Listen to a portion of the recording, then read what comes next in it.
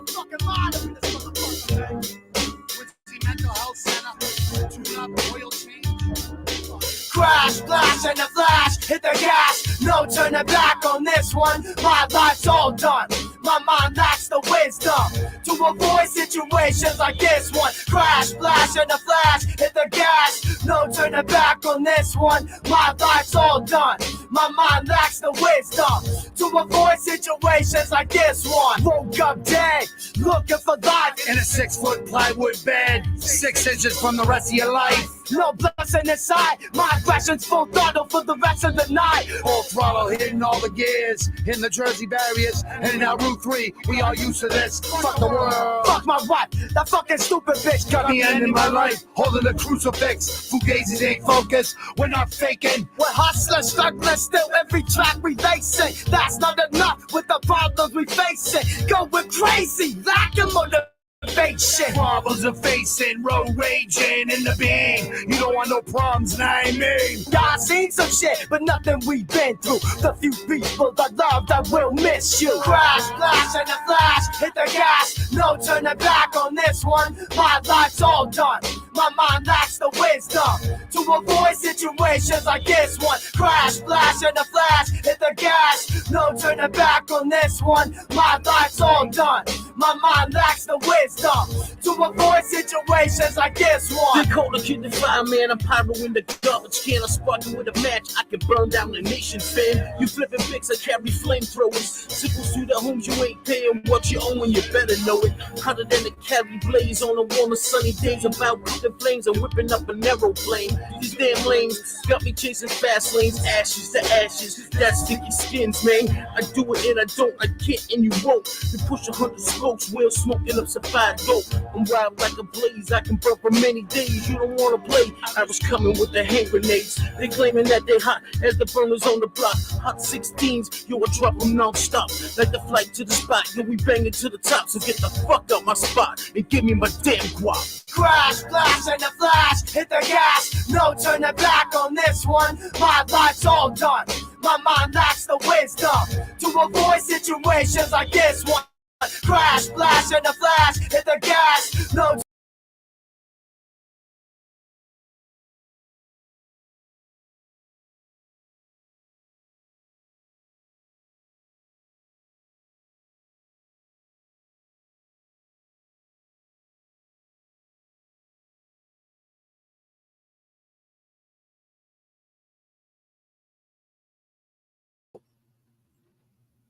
Good evening, people.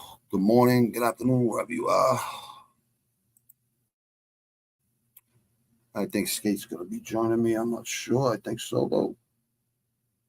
I already sent him. I sent you links, brother. If you're down, you're always welcome. You know that, Skate. I hope you know that by now. But yeah, you're always welcome, bro. Come on. I love everyone. You know, I love people to get everyone else's. You know, it's better than having one person's look on the fight. You know, always good. Cool. All right, people, go over fight night.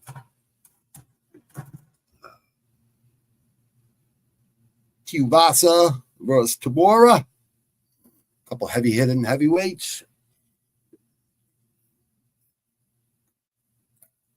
Nice coffee. I train after this. I love it. No standing. All right, let me get up let me bring up the fights. UFC fight night. Boom. Outstanding. I think it's up. Yes, it is. Out fucking standing. I love it. Let me make sure. That's oh,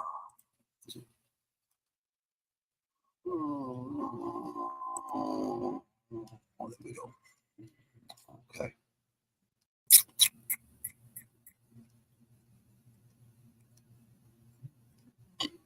Let me see here.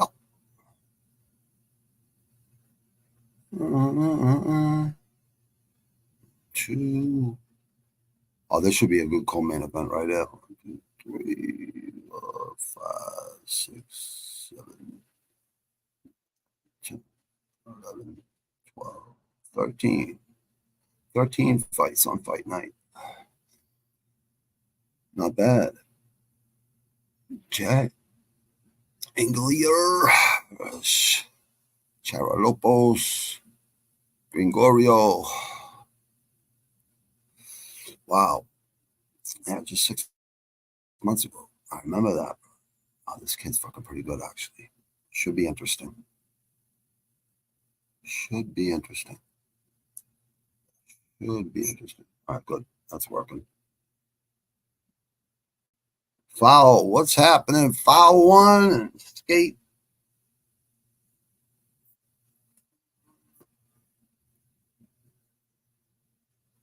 Let me do this before I get going.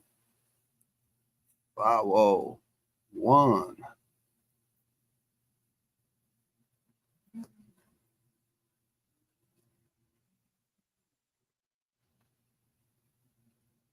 And skate. Respect. There you go, brothers. Good to see us. Hardcores. I love hardcores.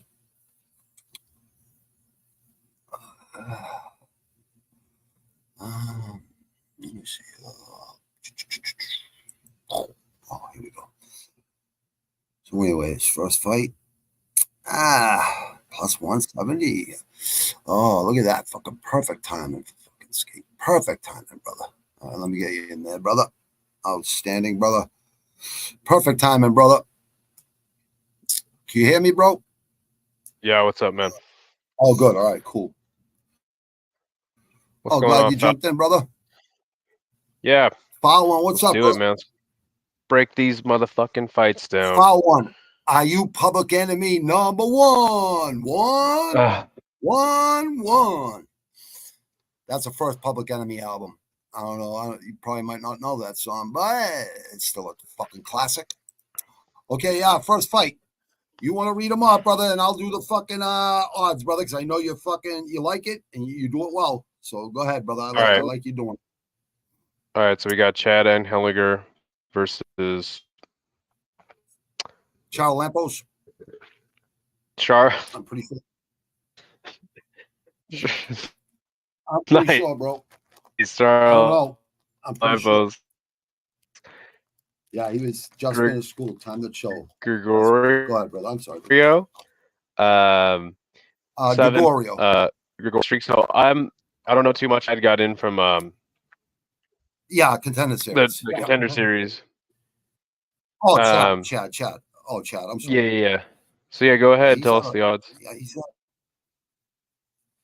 it's plus 170 for Chad the Monster, and for the Ferocious, minus 205 right now from Cyprus,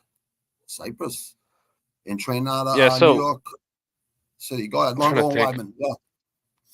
Oh, he's training with Longo Weidman. See, that's always a good camp. Hard to pick against those guys. I don't remember too much Chad's fights in the UFC, but I know he's scrappy.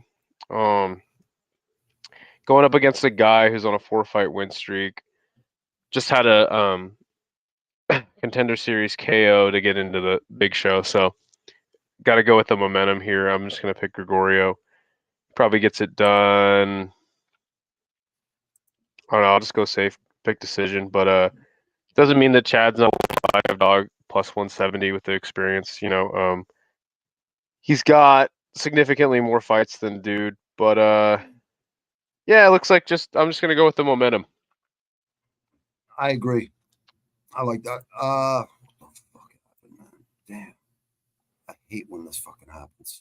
Okay, I got it. We're good. I kind of like that pick too. It's fucking sometimes some fights are just really hard to fucking choose. You know what? I'm gonna go with the heavy hands. Wow, he's got heavy hands too, though. I'm gonna go with the heavy hands. I'm gonna go with the guy straight out of fucking contender series. Let's see what happens. I think your pick is honestly, I think that's the smarter pick, honestly. But I like to push the boundaries. I don't know. I just like to go against the grain. Understandable. Yeah, I don't know. I'm just a fucking nut, dude. Yeah, look at Tapology 80% to 20, huh? But I definitely don't follow that. I don't follow it, even though I love Tapology and stuff. I think it's great. I just like you said, they got a lot of great people to train there with, and Champions Creed Martial Arts, huh? Calgary, Alberta. I gotta look into that place. Not bad. So I got Garingo, KO. You got Chad, the Monster. I like that pick because of the UFC experience. I'm taking Gregorio. He's the one with the momentum. You got Gregorio too? Yeah, okay. Picking him by decision. Yeah, momentum's next fight, bro. Yep. Next fight is Thiago Moises versus Mitch Ramirez. 8-1 Mitch Ramirez and 17-7 for Moises. I'll just say this: it's a 155 card. Go ahead and read off the odds. No odds on this. I gotta look. Oh, no odds on Tapology. I'm gonna look. Okay. I'll find it. I'll just give you my opinion. So, 17-7 does not reflect how good of a fighter I think Thiago Moises is. I've always rated him very highly in the lightweight division. Every time he runs into like a top guy, though, it seems he he just falls short. The only guy not being that top guy who we thought was going to be that top guy is Joel Alvarez. I don't know what happened to Joel Alvarez. The guy looked like the next thing, big lightweight, but he absolutely schooled Moises, and then he went on a 2-fight win streak against Yagos and Costa. Then he ran into Benoit Saint Denis and got knocked out by a dude. That could happen to anybody. Almost happened to Dustin Poirier first round, second round. But this Mitch Ramirez, I have no idea why he's in this fight, to tell you the truth, because he lost by a vicious knockout on the Contender Series and then got a win in LFA, and now he's on the card. Like, I don't understand. Well, you know what it is? It's like Dana White says, listen, I want you to be here, but I want you on the regional, and like, give me one more fight. Let me see a good fucking, Yeah, true. And he is training out of Las Vegas, so maybe he was just ready, and Moises needed a fight on this card. So I think Moises probably be your lock for the night. I don't really see a world. Minus 385 for Moises. Oh, wow. And plus 290 for Ramirez. His last two guys that he got that were rather inexperienced and newbies were submitted. So I think that's probably a safe pick.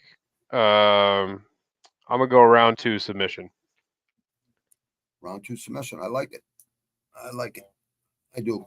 Let me see. You know what? I might. The only thing is, this guy is not tested. That's the only thing. Like you said, Yeah. I think this is a changing of the guard. I think this is like the young guys with talent are coming up, and I think they're gonna take over. Like, not all of them, obviously, but I think this is like the transitioning thing that happens every 10 years, every 5-10 years in fighting. You know what I mean? Mm-hmm. Let me test Moises my is theory the younger, on this one. the younger guy, though, in this one. He's 3 years younger than him with more UFC experience. So, yeah, that's true, bro. That is true.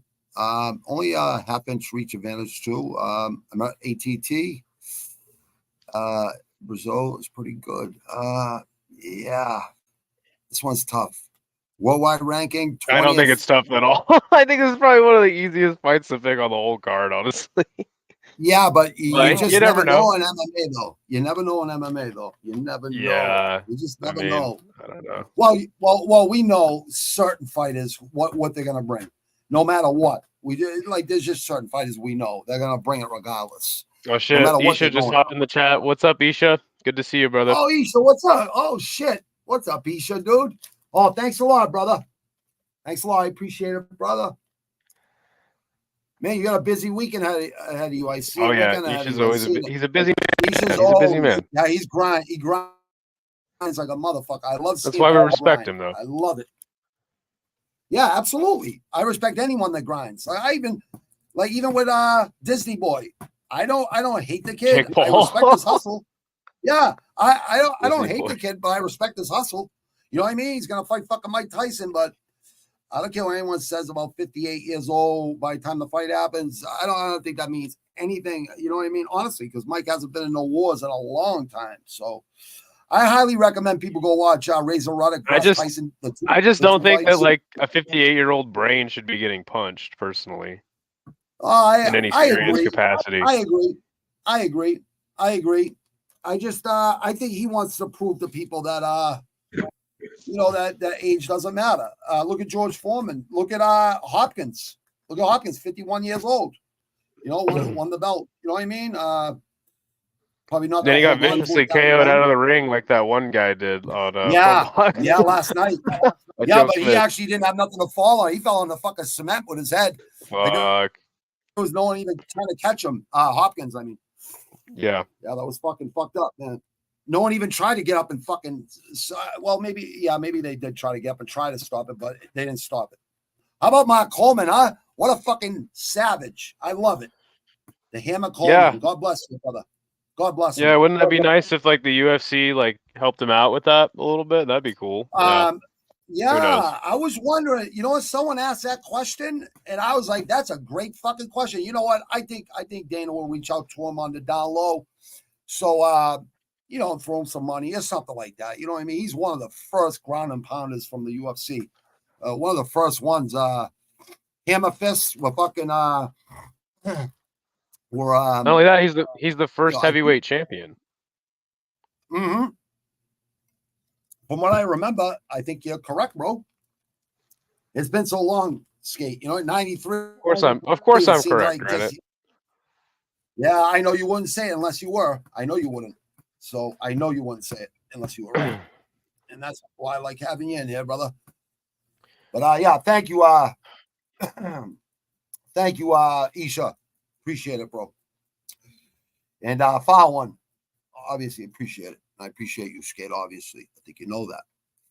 What was I gonna say? Yeah, I'm gonna give Ramirez a shot here. Fuck it. Why not? Yeah, this is like you said. Yeah, it's pretty cut and dry, but like you know me, bro. I like to take chances. I like to fucking go against the grain. I don't know. I just like to go against the grain. I'm not fucking really positive on this underdog, but there are a lot of underdogs on every card. You just got to find them. And I think if it does happen, it's going to be. Yeah, and I say it every time I do this show, man. Like, always something happens. I know this is a pretty mid card, but always something happens on the card where weren't expecting. You do say that. You do say that, and I agree. And you know what? When we think it's going to be a shit card, it ends up being a good card. You know what I mean? So let's hope that's the case too. Well, entertainment-wise and name-wise is two different things. And don't ever forget, Evander Holyfield versus Riddick Bowe, the Fan Man. The Fan Man, yeah. That was the 3 times. They fought 3 times. One of the best heavyweight trilogies in boxing. Riddick, that was. And well, there was another good one. Was it Riddick Bowe and Lewis or Riddick Bowe? Razor Ruddock. It might have been Razor Ruddock. He's Riddick Bowe was so talented. If he just I think there was supposed to be a third fight. No, this is what happened. There was supposed to be a third fight with Lennox Lewis, but then Riddick Bowe threw the WBC belt in the trash. And That's never right. Had a chance That's to right. I remember, bro. I remember. You're right. But I think go ahead, Skate. Oh, we'll break down the next one. So it's a strawweight fight between Corey McKenna and Jacqueline Amorim. I don't know how you say it. Corey McKenna is 8-2. She's 24 out of Wales, and Jacqueline is 7-1, 28 from Brazil, but fighting out of Coconut Creek, Florida, an American top team. So, yeah, what are the odds on that one? Okay, let me see if they got them here. I think they do. Oh, yes, they do. -105 for Corey Poppins and -115 for Jacques. So I guess the big question in this fight is like, activity versus the good wins. Obviously, Corey McKenna, her only loss is to Elise Reed. Pretty decent fighter, split decision. Has a submission win over Miranda Granger, and Cheyenne Velismus is the kind of the shiny one. The Von Flucho too. I remember Has a unanimous decision win over Cheyenne. That's pretty good. But also you got to realize Styles make fights. She out grappled her in that fight. Also, I think Cheyenne's gone up in weight since then, so maybe the weight cut was bad. And then Jacqueline has a win over Montserrat Ruiz, who's kind of a one-dimensional fighter. Look, I don't want to spend too much time on this fight, but I got McKenna decision. I think that's a pretty decent pick. The only thing is that she's still young, still developing. We all know women hit their prime a little bit later, and Jacqueline is training at a ATT, which is a damn good place to be training. And it looks like Corey McKenna actually, let me correct myself, is training at a Team Alpha Male. I'm not sure. 9.5 inch reach advantage too. Yeah.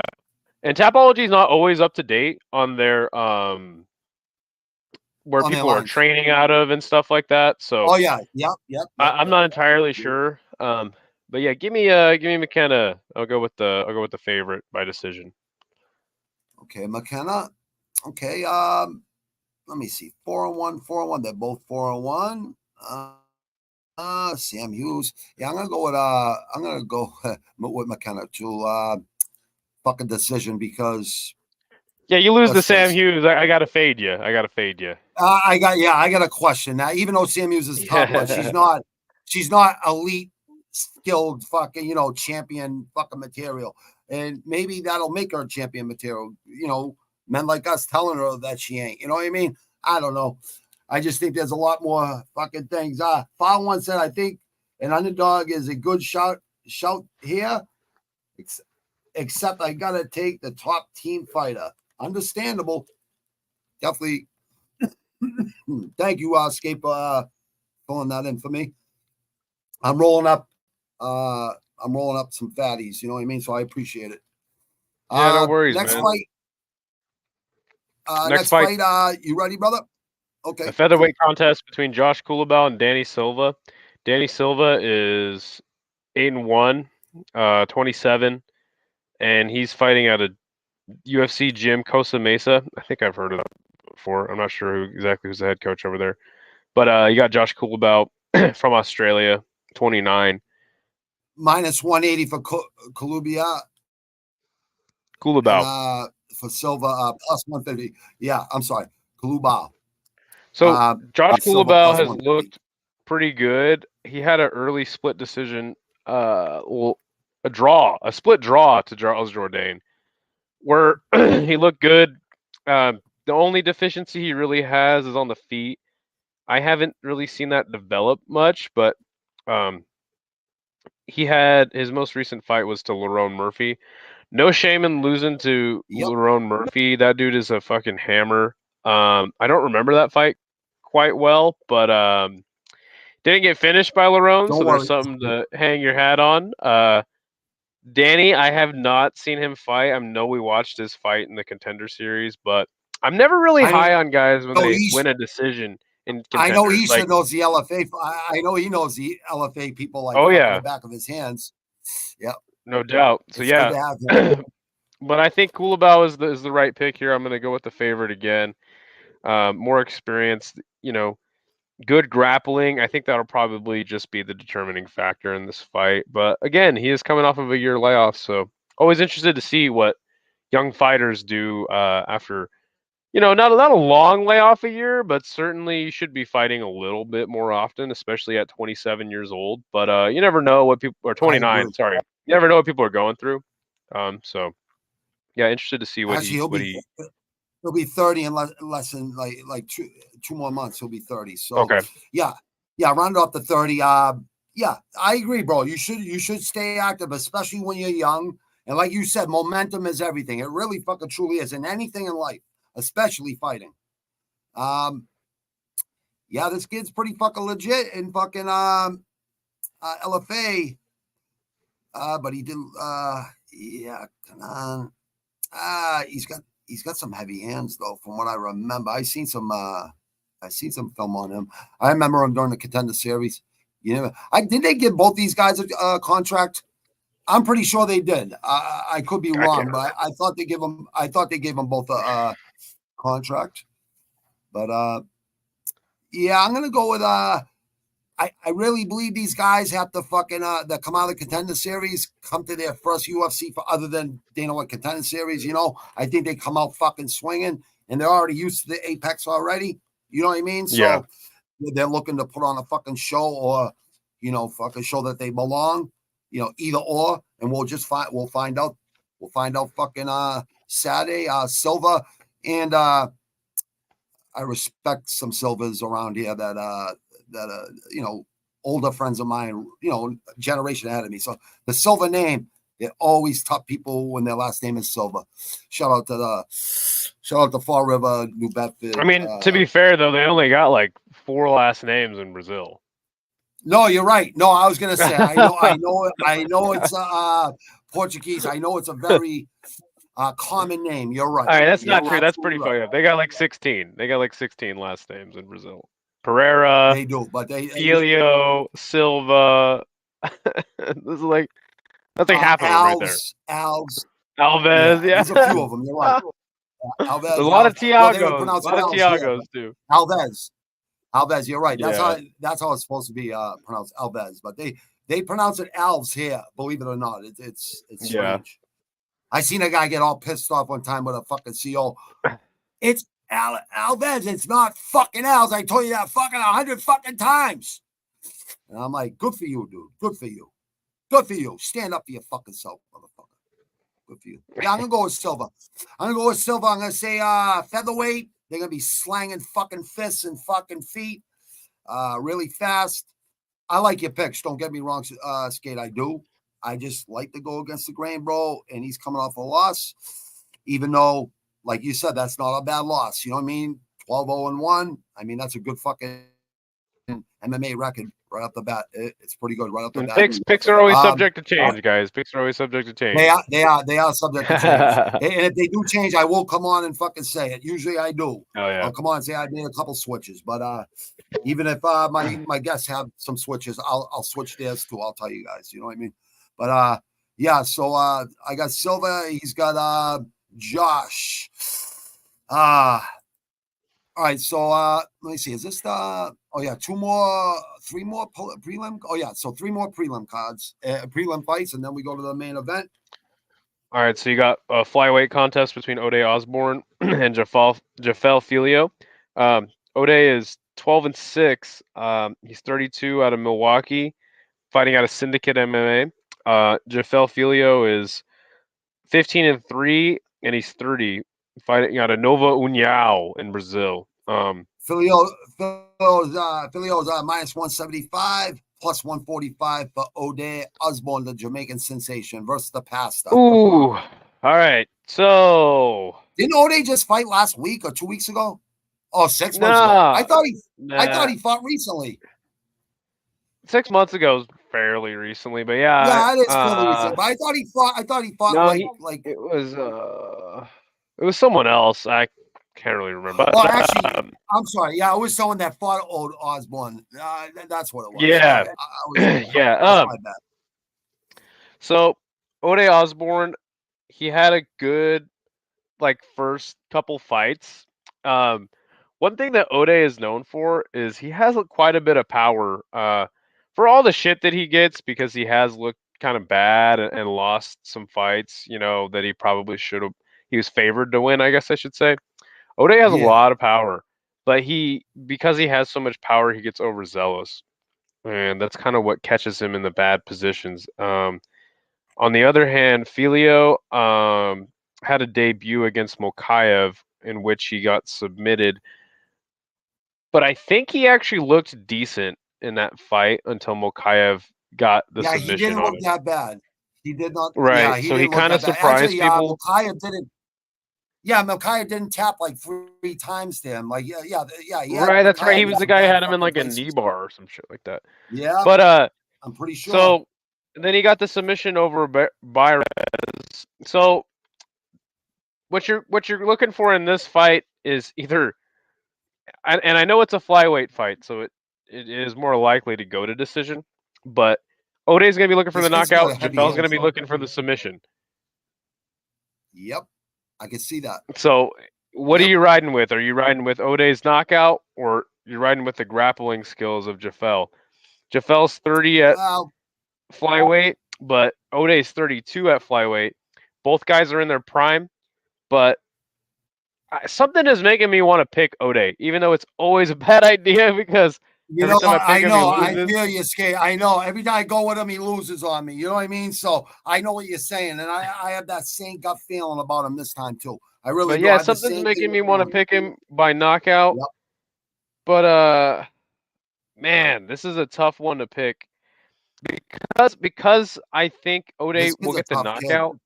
I kind of want to This kid's a go tough with kid. Jafel by decision. So I think Yeah, I that's like gonna that be pick. my pick. I like that pick too. I'm gonna do the same thing because O'Day, nothing against you, brother. Every time I pick you, you fucking let me down, bro. So I gotta go against you. And then when I don't pick you, you win. So it's like I don't know. I'm definitely not Drake. He's on my first song, Drake, called Fugazis, and I got a lot of people on fucking pulling their fucking cards. So O'Day Osborne and my third album too, not my first album, people. Third album. O'Day Osborne, Jafel, Filio. Yeah, I'm feeling Filio too. I think he's gonna do it. I was thinking the same thing about O'Day, but hey, plus 145 for O'Day. I don't think that's a bad underdog pick. Underdog City minus 175. And one of the biggest things about O'Day is I feel like he's more of a first round fighter. Like he's just he has a very dangerous first round. He's So a front runner. Yeah, I think he'll come out swinging, and then Jafel will take the next 2 rounds, and then I think he gets the decision. I like that. I like that breakdown, and that is absolutely accurate too. I agree. I definitely agree with that. Unless he fucking fucks us all up. Unless he fucks us all up. Yep. Josiane Nunez versus Chelsea Chandler. Josiane is 10-1, 30, fighting out of Rio de Janeiro. Fighting out of Brazil. Chelsea Chandler, Nate Diaz, best in the world. She's 33, fighting as a Cesar Gracie Jiu-Jitsu. We're famous out of Stockton, where Nick and Nate train. Do they even train anymore? We don't know. But go ahead and read us off the odds. Minus 150 for Jose Nunez, and for Chelsea Chandler, the fucking Stockton fucking stalker. Plus 125. Not bad. Underdog. I don't know. I think Tapology's got this one wrong all the way. Look. Did Chelsea Chandler run? Did she run away in her last fight? Did she run away? I made a short on the girl. I made a short on a lady that ran. I put Ghostface Killer's run on there. Yeah, and so that's what now she's known for. She's kind of a meme. She's 33 at bantamweight, the worst division in the UFC. But this is the reason why she's gonna win, and she's gonna win. She may get a TKO, but I'm gonna pick her to win by decision. It's the height, it's the size, it's the reach. Chelsea Chandler is a much bigger woman than Josiane Nunez, who is a very small woman. Yeah. But if you ever watch Josiane Nunez fight, and don't ask me why I remember, she swings like this. She's crazy. So that's the only way she can win is by being that crazy lady. But I think that Chelsea Chandler's got this because she's just a much bigger woman, much stronger, has the grappling, theoretically, working at Cesar Gracie, training with Stockton Zone. So give me Chelsea Chandler by decision. Look at this. Give me that dog money. Look at these KOs by Nunez. Even though they're 4-3 and 2.5 years ago. One of those obscure. Well, one was in the UFC. Ovan left. Southpaw too. I think she's a southpaw. She must have just switched up. Does anybody she have wins over in the UFC? That's my question. Probably not. 6-4. Not anymore. Not anymore.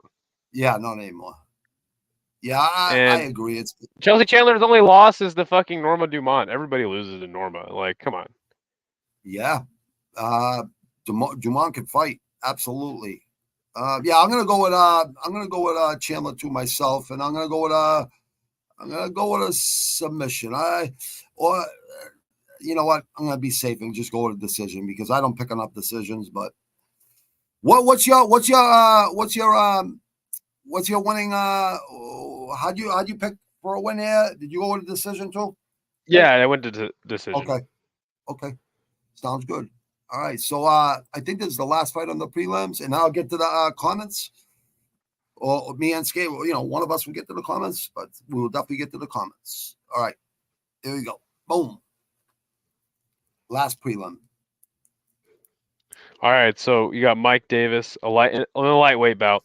Mike Davis versus Natan Levy. Mike Davis is 10-2. He's 31, fighting out of Fusion Excel Performance in Orlando, Florida.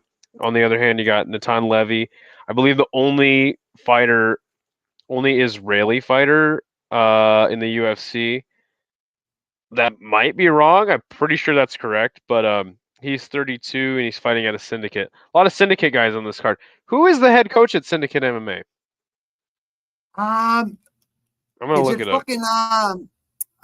Is it what's his name from Cheeto Vero's fucking coach? Safe Saud. That's a good. It's it's John Wood. It's John Wood. So it's yeah. Joanne I was gonna Wood. say yeah. There you go. Okay. Yeah, I don't know much about John Wood, to tell you the truth. I mean, what do you think? Is he a pretty damn good coach? I mean, I know a lot of Syndicate guys do well in the UFC, but I don't know if he has ever had a champ. Not saying that that's like a mark of a good coach. I mean, obviously, if you do have a champ, it is, but like getting a champion in the UFC is a very tough thing to do. And Longo has had how many? 4? Longo's, I think 4. Weidman, right. Aljo. I think you're right. I think it's Sarah. That might be it. Might be it. That might just be 3. Rob's about to be champ. But anyway, that's beside the point. That's beside the point. I agree. So Mike Davis, the first fight I watched because I'm a fucking newer fan. Yeah, but you're very knowledgeable. By the way, mine is 250 for Mike Davis and plus 205 for the Israeli fucking soldier. So Mike Davis gets in the UFC. Mike Davis gets in the UFC and he loses. I believe he wins the whole fight, but he loses by submission to Gilbert Burns. All right. 4 years ago, and like when the Gilbert Burns is like fucking the man, right? So the first fight card I watched, one of the first ones, I remember this so perfectly. He fights this guy Thomas Gifford, okay, in Miami, I believe, or no, sorry, he was in Florida. Let me tell you, man, he put a hurting on this fucking guy Thomas Gifford, who has not fought since. Okay, he put a hurting on this fucking guy, and this kid should have not been in the ring. 4 years, 4 months ago. Yeah.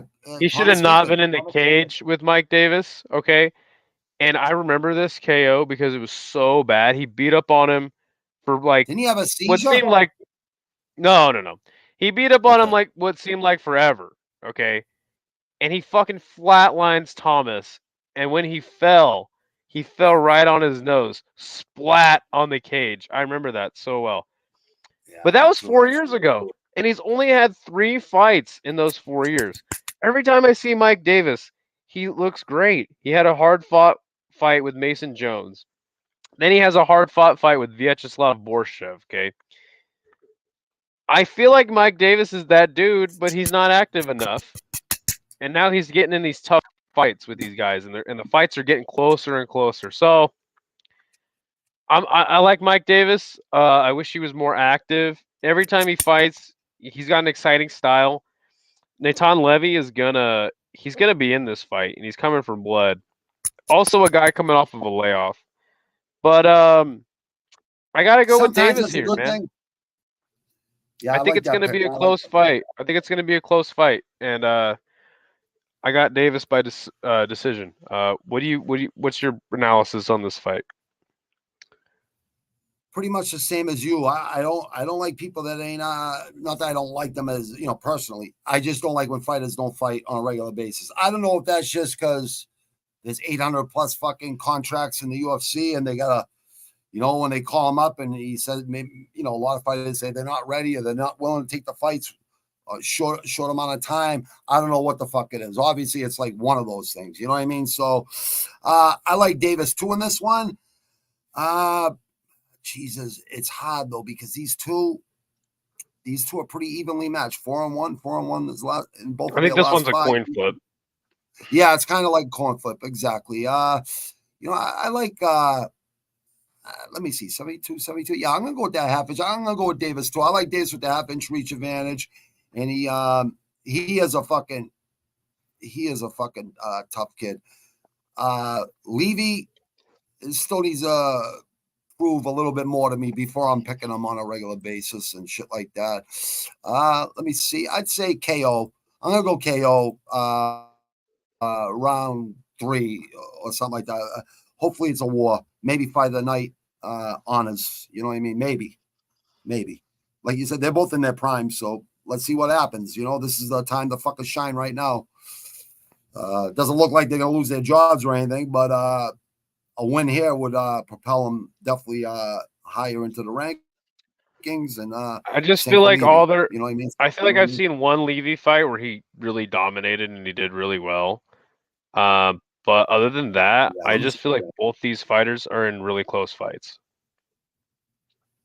Yeah, I agree with that. Ben Lugo. But yeah, yeah, next I fight. agree. Yeah, The next fight is yeah. Gerald Meerschaert versus Brian Barberina at 185.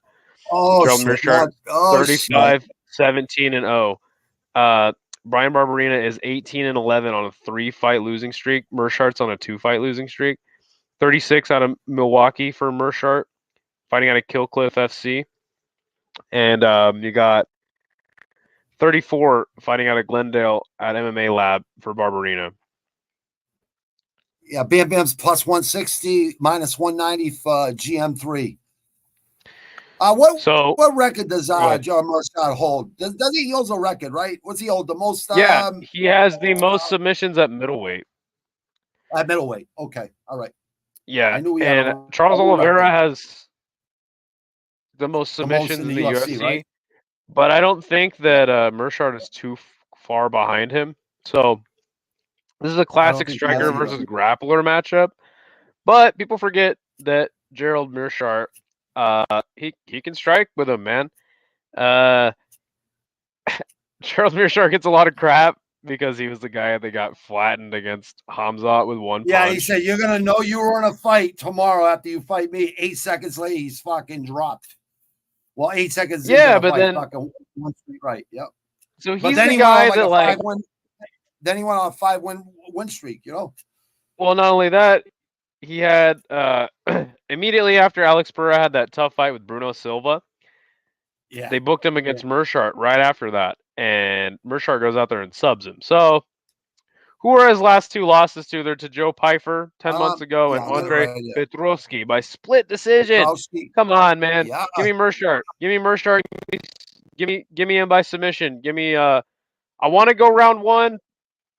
I think round 2, but I'm gonna just pick round 1. Give me submission round 1. Yeah, easy money. Bruno Silva. He did beat Bruno Silva. Silva's a fucking hard fight for anybody. Beat him easy. Just like Floyd said. Just like Floyd said when he was talking about Canelo. Hey, you want to know the truth about Canelo? Y'all want to know the truth about Canelo? He was easy, man. He was easy. Yeah, he said he even I think Canelo said it. I think Canelo said I got a lot better after fighting Mayweather. I learned I needed defense too. You know what I mean? Yeah, but he's right. Floyd was fucking around recently. He was in an interview, and that's what he said. He's like, "Y'all want to know the truth about Canelo? He was easy. He was easy." Yeah. That's funny. I don't think Canelo's an easy fight for anybody, but Mayweather makes it look easy though. He does make it look. So what do you He think's was going on easy. with Bam Bam? Fucking 3 fucking losses in a I row. don't give a plus shit. I don't give a 160. shit. He's a terrible fighter. I don't know why he's in the UFC. He makes for an interesting striking match. Why would they book him against Gerald Mearshart, who's going to go out there 25 and and sub 8. him in one round? I have no 25 fucking and 8 idea, ain't dude. bad though, bro. Yeah, he's a 25 and terrible 8 ain't fighter. bad, but He's a terrible fighter. yeah, He's not a good I fighter. can't say that 25. Oh, what am I saying? Dude, he 18 beat 11. Matt Brown by split Oh, okay. decision on his retirement fight. And then he fucking knocks out Robbie Lawler in his last Lala. fucking second to last penultimate fight before he retired. Come on, man. This guy sucks. Why is he in the UFC? If I hate this. Mearshart loses to this guy, he should fucking get his walking papers. And after Mearshart submits this guy in the first round, he should get his fucking walking papers because Brian Barberina sucks. Yeah, you know what? Trifa, and I don't like those what are those? He always wears that fucking farmer's Overalls. fucking yeah, the Yeah. overalls. I'm not saying they look good on some people, don't get me wrong. I mean, it all depends on who you are. I mean, Brian Barberina has a personality. He's a great dude. He's a great dude. Yeah, The guy fucking sucks. The guy sucks and should not send him over to fucking Bellator. That's the kind of fighter he is. Let him fight some fucking guy in fucking Risen, that he's gonna get worked over by. Like, what are we doing here? What are we doing here? What are we doing here? This is like, and that's why this the pathetic fail league. Yeah, somebody could get some points over him for the season in the smart cage. What are we doing here? That cage ain't too smart. We found that out this past fucking weekend. They couldn't even take a little fucking splinter, a little piece of glass out of that guy, out of fucking my man's fucking toe, and let him keep fighting because he definitely wanted to keep fighting. He started winning that fight. Yeah. Dumbe, yeah. I thought he was winning that fight like the second round. I thought he took it Yeah, off. so many things have been said about that fight. I don't think I know Cedric Dumbe ain't scared. Whoever's saying he was scared, whoever says that definitely don't know fighting because I don't think anybody is saying that. No, I see people saying he's scared. Yeah. He's scared. You know what? Fucking yeah. Well, I think the people saying that are scared. You know what I mean? People saying that never fucking been a fight in their life. So yeah, I have no fucking idea why they say that either. But it was said. People say things on emotions. You know what I mean? I'm talking about like right after the fight and shit. You know what I mean? So who knows? Who knows? It's an emotionally charged thing. I think you're right on that, bro. No. Look, Mark Goddard made a decision. John McCarthy stood by him. But do I agree with Mark Goddard's decision? Yes, I do. Do I think Mark Goddard was a little unnecessarily angry in his decision? Yes, I do. So I don't know. It's the rules. It's the rules. He had to go by the rules. You know what I mean? That's the rules. You know what I mean? But yeah, why couldn't you give him fucking if with a dick kick you get 5 minutes? You know what I mean? You can't get fucking like 30 seconds or a minute that have someone pull that out and fucking put something. You know what I mean? A little adhesive or Neosporin on that fucking. You know what I mean? Did Mark Goddard know he had a splinter at that time? Did he just know he had a splinter? I don't think he did. Well, he looked, and he because the Russian guy that fights out of France was like lucky. Yeah, I thought he was lucky. I thought he got lucky. No. His name is Baki. His name is Baki. Yeah, that's what I said. Yeah. All right. Well, check this out. I thought he wasn't. I didn't think he was bringing the action either. He wasn't like, you know what I mean? Like they were both standing there. I think fucking. I mean, we're going way off subject here, but I'm just saying. No, that's my fault. That's my fault, bro. I just think Dumbe was waiting to counter. You know what I mean? Right. I just think the whole discussion is absolutely ridiculous. It's like, well, you know what it does? It gives them another fight, and they make more money. You know what I mean? That's all it does. Sure. And it better fucking, I'm gonna go with Gerald Mearshart too. I think you hit it right on the money, dude. I don't know what happened to this guy. Like 3 losses in a row, like just like that. I don't like inconsistent fighters. In boxing, mixed martial art, anything. So I'm gonna go with a submission with Mearshart, GM3. I'm gonna go second round when they ain't as sweaty as round 3. So you know what? Yeah, I'm gonna go for it. Yeah, I'm gonna go for round 1. Let's see what happens. All right. So real quick, I'm taking the distance in the WMMA. Fallon Smart. Lavo, that's true. There's really like 12 last names. Yeah, there is. There is. You're right, bro. There are a lot of so that was the first fight on the main card. Oh shit. Oh All shit. right, so you got Macy Chiasson versus Penny Kianzad 2, the rematch that literally nobody ever asked for except for maybe Penny Kianzad. So 135 women's bantamweight fight. Another testament to how terrible this card is. We got all the women's bantamweights, OSP, Gerald Mershart, and fucking Brian Barberino on the same goddamn card. Penny Kianzad is 32, fighting out of Sweden, or says out of Sweden, fighting out of Copenhagen, which is interesting. Macy Chiasson is 32, fighting out of Fortis MMA in Dallas, which I believe that's Safe Saud, Kevin Holland's coach. Okay, so this fight already happened. 175, rematch. minus 175 Macy and plus 145 Banzai. So there's a reason why the odds are that way. It's because Macy has a win over Penny by submission. Macy is a huge fighter for this weight class, but for that reason, she has a tough time making weight. That could affect her potentially. That might be the only reason. Maybe wait till weigh-ins to cash in your wager on this one. But remember this fight, Skate? This with the up kick to the liver. Yeah. So look, Macy's lost to Irene and she's lost to Raquel. Penny has lost to Raquel and she's lost to Ketlin Vieira, the top ladies in the division. Agreed. Ketlin's a huge bantamweight, so like no shame in losing. And Raquel is obviously the bantamweight champion. Irene is good too. I think Macy is probably one of the better fighters in this division. I also think Penny is one of the better fighters in this division. So this fight is actually not bad. But getting Macy by decision, man. What are we doing? Like, she already won. She already beat her. You know what? Yeah, I kind of like that. That's the way I was leaning too. Yeah, I'm gonna stick with Macy too, bro. I don't know. Yeah, I'm gonna stick with Macy. Yeah. Look at the fucking profile pictures. I mean, who looks like the fighter? At least it's not Chuck Norris. Penny's a good fighter. It's just the problem is she that she came up. I'm only kidding. I'm only joking. I know she. No. She came up in kickboxing. She came up in kickboxing, so that is her strength. Yep. Macy has hands and she's got the grappling, so she's gonna win this fight just by being by mixing shit up. Yeah, I agree. She definitely got the hands, and you know what? 3-2 and 3-2 for both of them in the last 5, and exactly the same way they're 1-2 in their last 3. You know what I mean? Yeah, it's almost This is an important fight for both of them. This is an important fight for both of them. This could be interesting. We'll see what happens. I'm going with Macy, and let me see a KO or TKO or a ground and pound in fucking round 3 or something. I'm gonna take a chance here instead of a fucking instead of a decision. Okay, let me see real quick. All right. Oh yeah.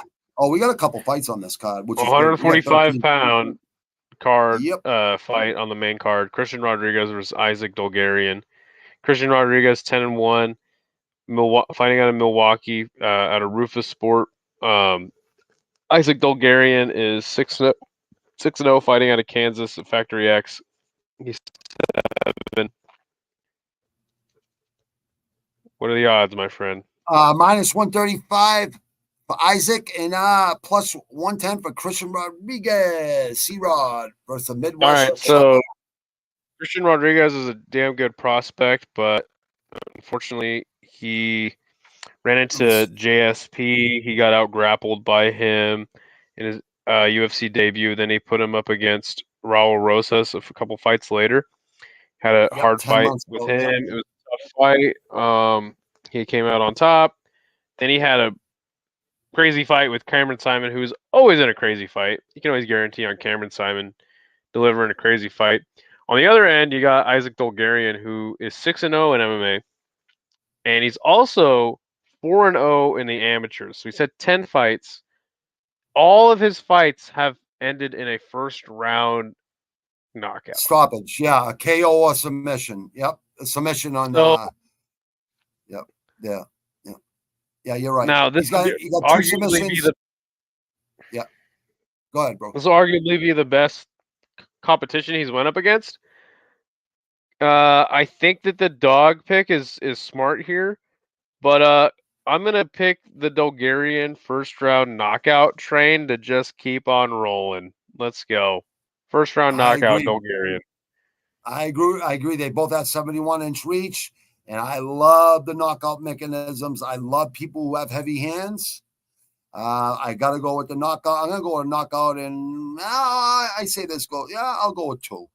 Just to be fair. 145 is stacked. No matter what, you're just going to keep fighting fucking better and better and better opponents. So we both got Isaac, right? The Midwest chopper. Yes, sir. Okay, brother.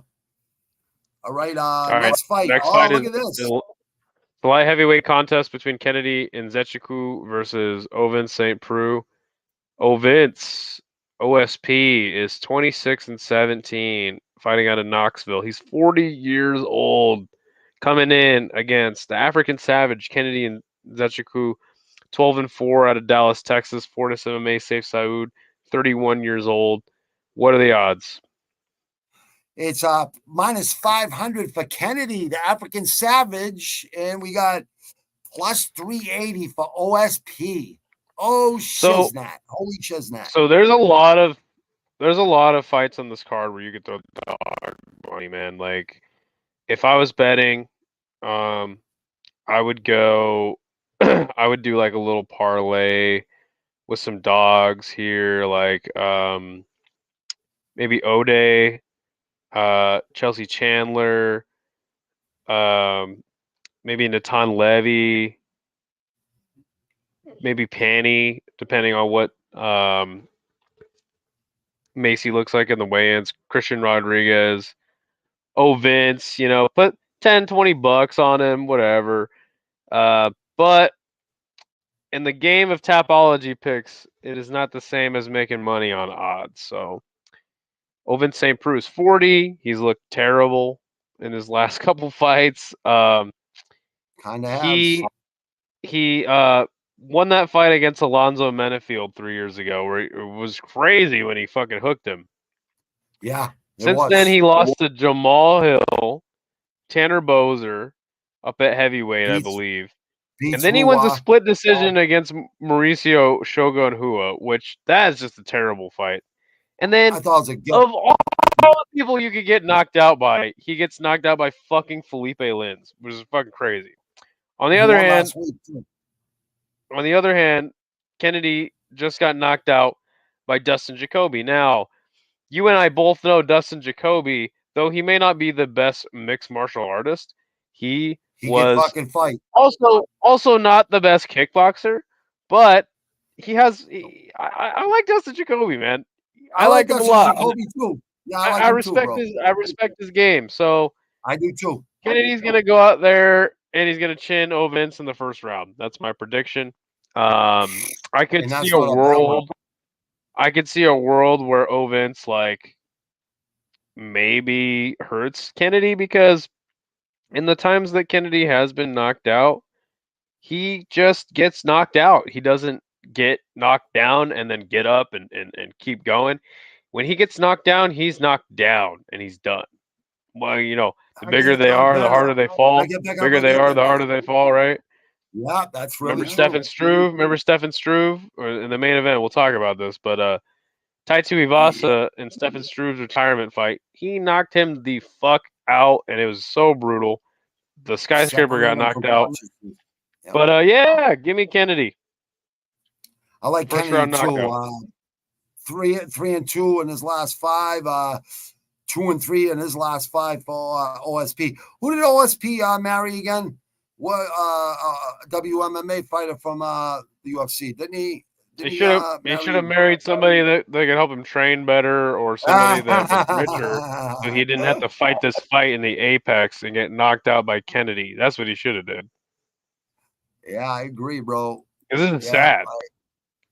You know what? McCarthy said he's Knoxville, Tennessee, like star there. They love him there. He's like, kind of chilled out now. You know what I mean? Like at that age where he's he should go play. He should go busk down in the streets of Knoxville for some fucking cash, because obviously UFC is not cutting it for him. Yeah, I think they're just keeping him fighting because Oh, they'll cut him right after this. They'll cut him. He's probably making what, 100K, 150K to fight. Yeah, he's making more money than other Apex they'll fighters. Cut him. Absolutely, they'll cut him after this. Yeah, if you don't win, absolutely, I agree. Plus 380 on OSP and minus 500. Kennedy, I don't think Kennedy should be minus 500. I can see 250 or 300, but still, the African Savage it is, and I believe it's gonna be a KO. I'm gonna go first round too. No, I'm gonna go second round. I'm sorry, I'm gonna go second round. I'm gonna go second round, but I think that first round that you picked, I think that's a good pick too. You're doing the Price is Right thing on me, man. I'm like, it's 300, and you're like, it's 301. I'm just fucking with you. I know, bro. I am too, bro. Next fight, the co-main event. Brian Battle versus Andre. Look at this. I haven't seen Battle in a while. I always like to see this guy fight. Brian Battle. He's 29 years old. He's 10-2, fighting out of North Carolina. Then you got Andre Losa, the Last Ninja. He's 10-3, 29, fighting out of Killcliff.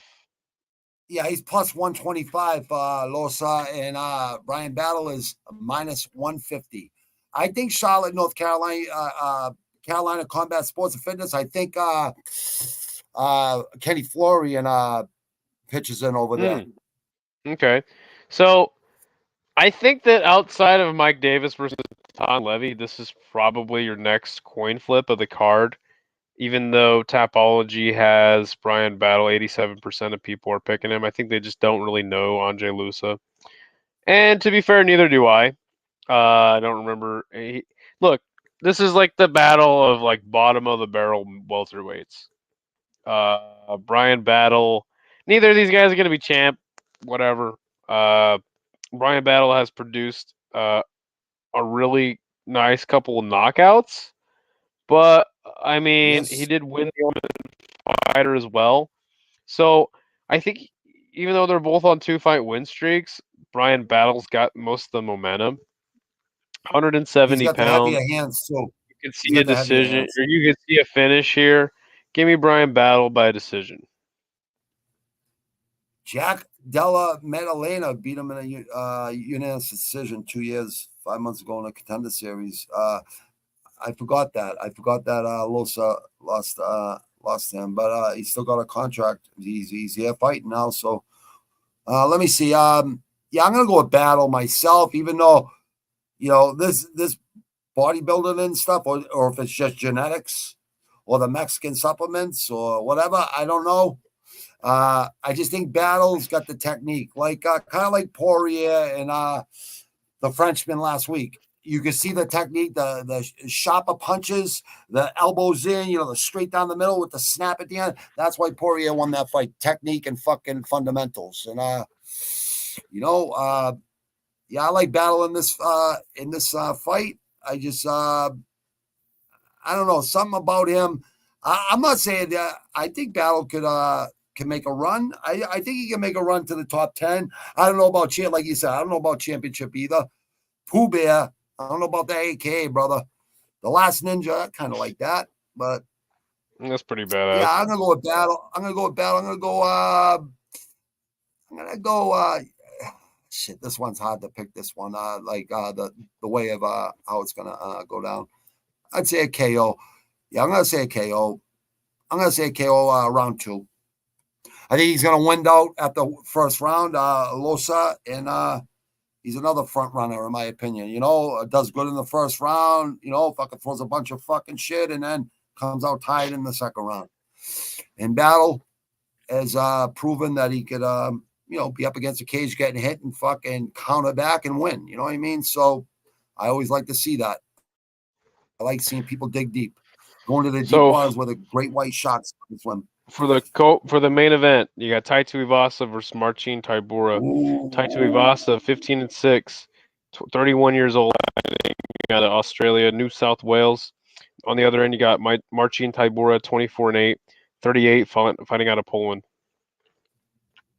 Yeah, plus 110 for Tybura and minus 130 for Tuivasa. I think Tuivasa's due for a win. He's due for a win. He had a lot of momentum going into that interim title match, or was it a number one contender fight with Cyril Gahn? I think it was for the intern. Yeah, we weren't sure if Cyril was like really had that dog in him, and then ended up having a banger of a fight. He got dropped and he got up and fucking started kicking Tuivasa in the stomach and going to the body and opened up that fucking. Yeah, Tuivasa fought like a warrior, though, that fight. He did. And Sergey Pavlovich got fucking starched. And Volkov got the reach. Just use his reach. Aspinall fucking KO'd him, 6 months ago. Yeah, I don't like those 6 months ago fucking KOs. So as I was saying, so go ahead, he has that dog fight when Cyril shows us another notch on his belt, right? He can go that dog way, and then he gets matched up with an absolute murderer and probably the guy with the most momentum in the division at the time, in Sergey Pavlovich, and he gets fucking murked by Sergey Pavlovich. Straight up fucking murked. Like he got murked like fucking like Hearns did to Duran. I never seen anyone murk Duran like that. We're all pretty bummed. We were. I think everyone was collectively bummed out. Yeah. And then instead of like giving Volkov or giving Tybura instead of giving Ty like a bounce back fight, they put him in there with Volkov, and Volkov fucking Ezekiel chokes this fat fuck. So, on the other end, you got Marcin, who he will like always win the fight you think he won't win. He beat Romanov when Romanov was hot, but remember Romanov came in all fat for that fight.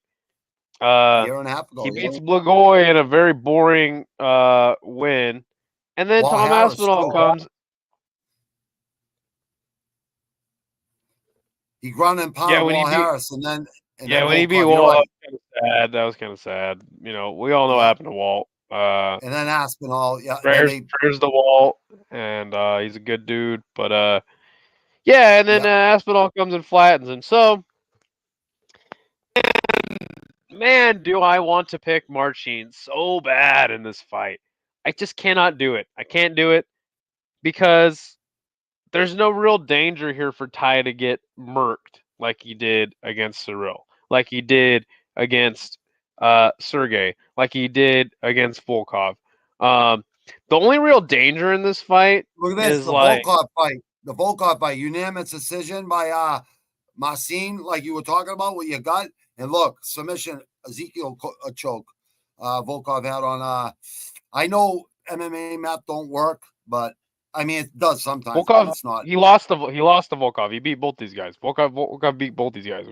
Yeah, but I'm saying I went to unanimous decision with Marcin. You know what I mean? Well, but that's because but that's what I was getting into. Is like the only real danger in this fight for Ty is the second, the third, the fourth, the fifth round of Marcin's theoretical ground game. He has more ground game. That's why Volkov fought a different fight against Marcin where he kickboxed him. He didn't want to kickbox Ty as much. He did hurt him, but then he ended up doing the smart thing, taking him to the ground and submitting him. Can't submit Marcin. That's why he has a decision win against Marcin and a submission win against Ty. So that's the danger in this fight for Ty. Marcin does not have the greatest takedowns. If you look at his stats, he doesn't have he's not like a crazy D1 wrestler per se. But he does end up getting hurt, and he comes back and he wins the fights. That's the danger. Is the 5 rounds. I think if this was 3, it would favor Ty a little more. If it went the distance. That's why I think Ty has to get him out of there quick. I got Ty first round knockout. What say you, my friend? I think Bam Bam needs to win this fight, brother. I really do. I could have sworn I seen somewhere at the beginning of the week or the end of last week that Tuivasa got hurt in training. I don't know. Like, if you've seen that, I seen on a couple fucking channels. I don't know if they were if it was just clickbait or whatever the fuck. But yeah, I could have swore he wasn't even fighting this week. But that he's fighting this week, if he's fucking fighting through an injury that we don't know about, I forget what I don't even think they gave a reason why he wasn't fighting. They just said he got hurt or something of that nature. I forget what the fuck they said. But yeah, I like Tai Tuivasa in this fight. Well, he was hurt, but this fight is rescheduled. Oh, okay. All right. Like, so he was hurt, but then now he's back on this card. Okay. All right. So yeah, Tai Tuivasa, I think he knows he needs a win right now. He's 2-3 in his last 5. Not like he lost to any fucking tomato cans. These guys are all fucking top 10 guys, you know what I mean? So well, look, yeah. The problem with Ty is he's a fucking street fighter. Think of him like a new age Tank Abbott, right? Yeah, yeah. Likes to bite down the mouthpiece and just throw. Yep. Yeah, like he has no ground game. Like that's why he's gonna not ever be champ. We literally thought for like a second, we're like, dude, Ty could do this. He could beat Cyril. Blah blah blah. He dropped Cyril, but Cyril went to the university. He's always gonna lose to the more athletic, not fucking obese fat people in the division. All right.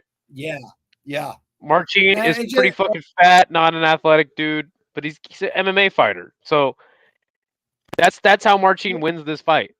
But I think Ty is gonna just chin this guy. I think he's got it. I'm gonna go with Ty. Ty, if you screw me over here, I swear I'm never picking you again. Yeah, and he ain't gonna do a shoey with you either, fucking Ty. Ty, I know you guys are big boned over there. You got a little Samoan in you, a little fucking New Zealand, a little Aussie. You guys are just big bone dudes. I don't like seeing heavyweights with, fucking a lot of fat around that fucking midsection because we all know we've seen Cyril Gane exploited.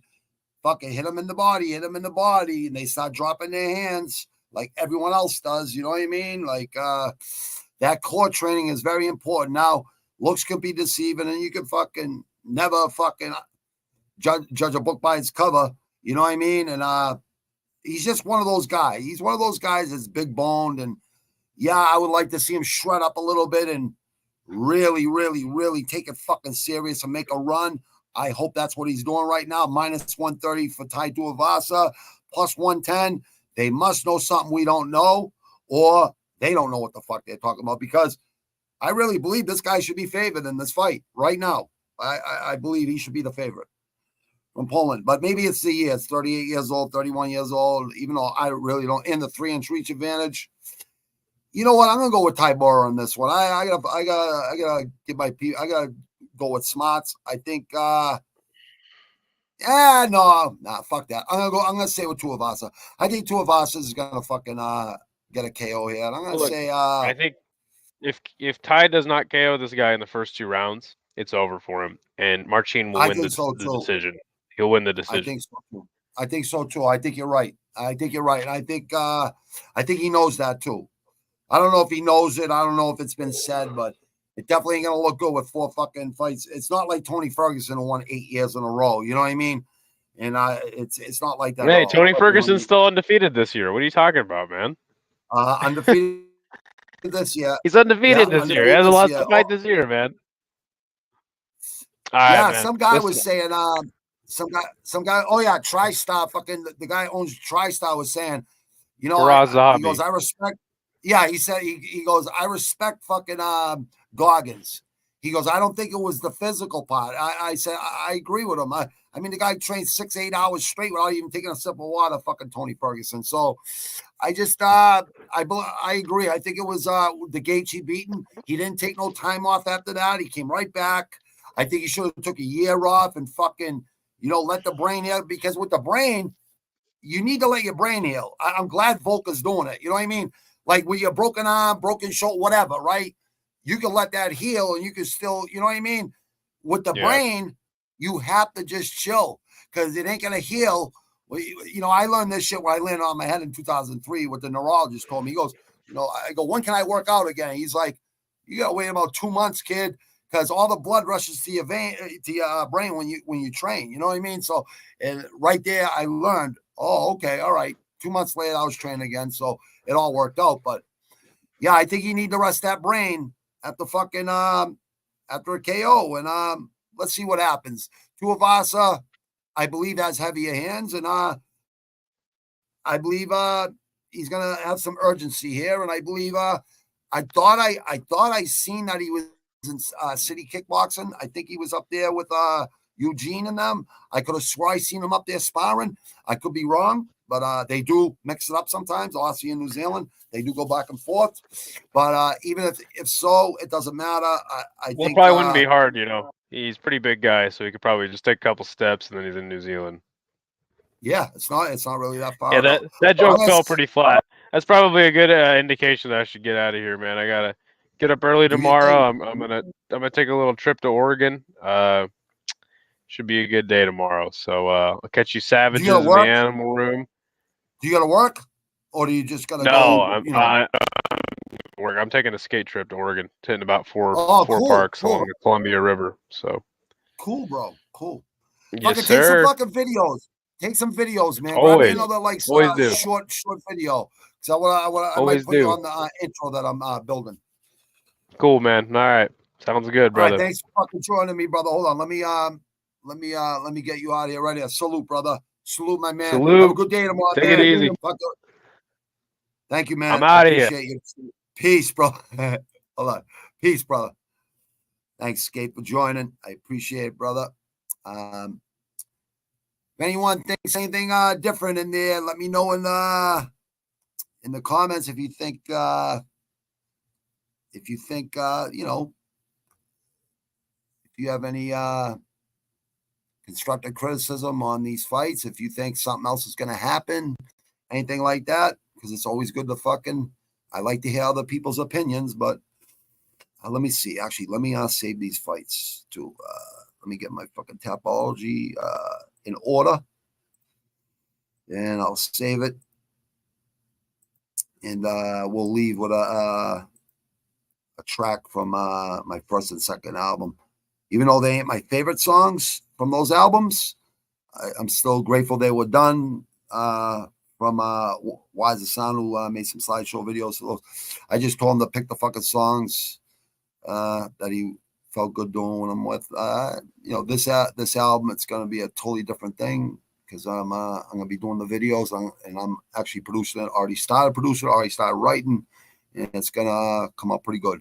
Coming off all those pain meds, on a lot of pain meds, a lot of breakthrough pain meds, a lot of Zany bars, all that shit. No excuses. I just wanted it to be better than average, both albums. And, I just didn't want to be one of those people always says they're going to do something and never does it. You know what I mean? I'm one of those motherfuckers. When I say I'm going to do something, I do it. You know what I mean? And that's why I keep doing this shit for fucking free. 3 years now. You know what I mean? But eventually it'll be worth it. You know what I mean? Like anything in life. It's like I've never quitted anything in my life. Very, very few things have I quit other than crime. You know what I mean? I was too comfortable in chaos first 25 years of my life, or 29 years of my life, or whatever, right? In my 20s.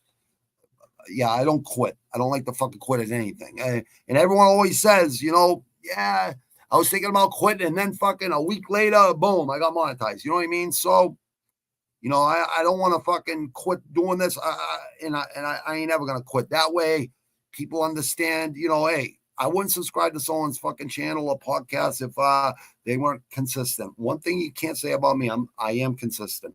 And I do throw in the end of my workouts in there just to motivate motherfuckers. Even during the fucking shutdown, I was walking around, no mask, show people, get the fucking sunlight, go out there and sweat. I don't care if you just walk one block and break a sweat. It's very important to fucking do, people. I don't care what anyone says out there. I don't care if a doctor tells you this and that, and there's good doctors out there, right? Don't get me wrong, but there's a lot of ones that you shouldn't be taking fucking advice from about physical fucking fitness and staying active. You know what I mean? And if you got doctors sitting there and they don't got a fucking 8-pack and they're not fucking shredded or they're not fucking training or they're not fucking, doing anything, and they're telling you, read the triangle, the food triangle up there. You know what? That food triangle ain't really that fucking accurate. It ain't that fucking science tested. Back in the 70s and prior, it was all organic food, believe it or not. Then once the 80s and 90s came and more people, they had to find other ways to fucking slaughter animals in inhumane ways or whatever. I'm definitely pro hunting, because if you don't have guns and you can't hunt, that's how people fed their families way back in the days. And I plan on hunting bi-weekly. I'm going to grab Ken Shero and come with me fucking hunting bi-weekly. I'll send for him from Brooklyn and say, come on, Ken, come on my land. Let's go. And let's just go, for a whole weekend, and we'll fucking fill our freezers with fucking venison and elk and all that good stuff. Maybe we can hook up with fucking Joe Rogan or the guy that taught Joe Rogan how to fucking shoot at elk. You know what I mean? Because I really want to go start fucking hunting my own meat, fishing I like freshwater fishing even better than fucking the Atlantic Ocean. Obviously, I like the Atlantic Ocean because I live right next to it. You know what I mean? But I don't know. Something about freshwater fish I just like. You know what I mean? I just like the quietness, the peacefulness, the peace of mind. I remember older people when I was a young kid running around wild, selling fucking joints, 2.5, 4 for 10, 6, 15, 8 for 20 in the early 80s, cents a million, no seeds. You know what I mean? I remember older guys saying, Bobby, one of these days, Robbie, one of these days, you'll understand peace of mind. I'm like, what are you talking? I got plenty of peace of mind. What are you talking about? I got 200 savages right down the street there. What are you talking about peace of mind?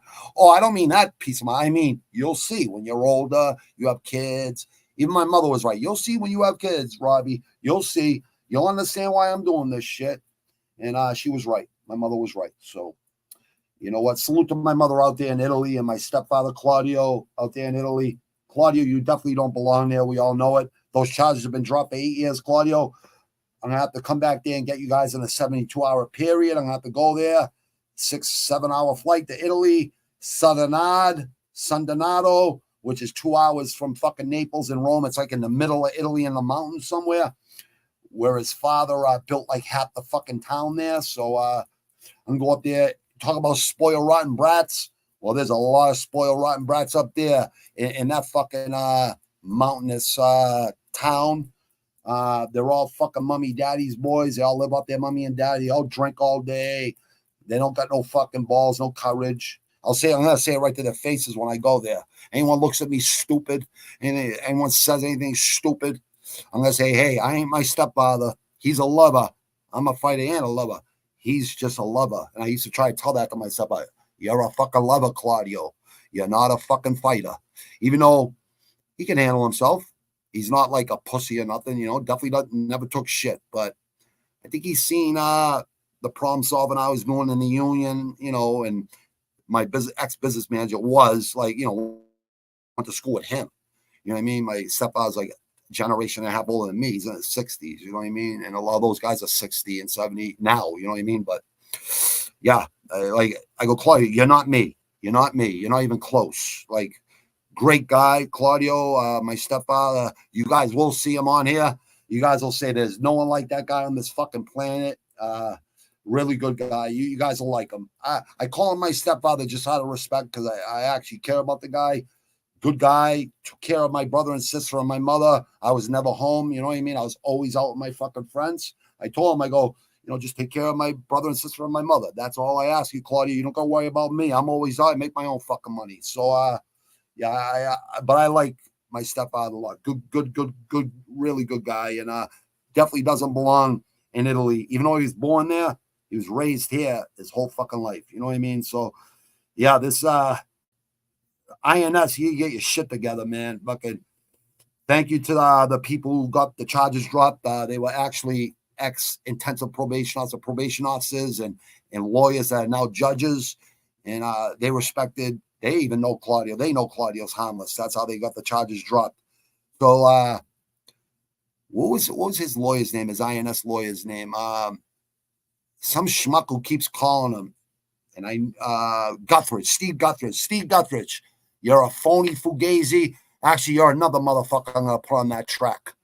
The first track. I already wrote the track, but your name's going to be added to that. I got the charges dropped, not you, asshole.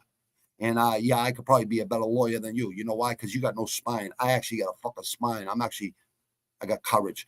Hey, shout out to fucking, shout out to the Hammer Mark Coleman.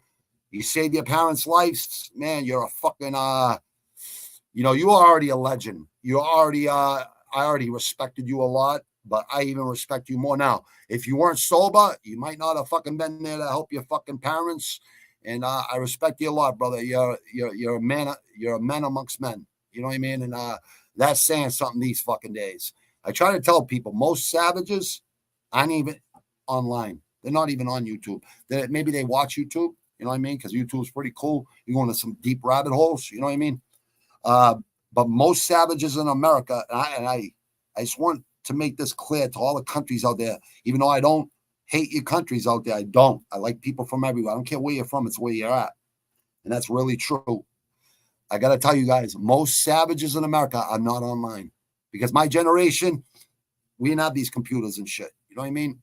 We didn't have them. And even if we did, I'm glad we kind of didn't because they would have seen some fucking shit, man. Like, we would have been dummies and fucking like we were cowboys. We weren't dummies. We were just cowboys. And we would have thought it was cool to show people getting kicked in the fucking face that started fights. You know what I mean? Yeah, it would have been ugly. It would have been ugly. We would have probably fucking conspired against ourselves. You know what I mean? So, yeah, it's hard for the generation these days. You got so much fucking data in your head, so much information. See, the information we learned when I was growing up, you had to actually live it. You know what I mean? You had to actually go out there and be respected to sell drugs. If you weren't fucking respected, or you weren't with the 200 people that I was with, you weren't fucking selling drugs with us. You know what I mean? You were probably getting your drugs taken, and they were going to sell them for you and keep the fucking money. So, yeah, you couldn't just go out there and sell drugs unless you fucking knew people. You know what I mean? Or you had respect, or you were feared, or respected, or both. You know what I mean? Whole different fucking generation. And people that don't respect their elders, younger people, I got to be honest. You should respect the elders. You know what I mean? I always respected my elders unless they gave me a reason not to. And then they got the fucking, the 4-piece and a fucking, or 6-piece and a fucking Adam Vinatieri to the fucking head and ribs. I'm not kidding either. You know what I mean? Don't say shit online that you wouldn't say to someone's fucking face. Look them in the eyes and do what you got to fucking do. You know what I mean? Don't ever let someone get 2 feet in front of you with animosity either. Don't let them steal you. They come 2 fucking feet, have that 2-foot rule. And bang, bang, bang, bang. And just fucking, do not let it happen. Don't let it happen. It's always self-defensive. They're coming at you, talking stupid. You know what I mean? And being cute pricks. There's a lot of them out there. So, Skate, thanks for joining, brother. File One, City Light Project. Isha, brother, go over there to Isha's channel over there. He's a Canadian, really good kid over there. Rush Hour Fight Club. They both got every Monday they do the post fights and shit for the weekend. It's pretty funny. They both, they got good chemistry.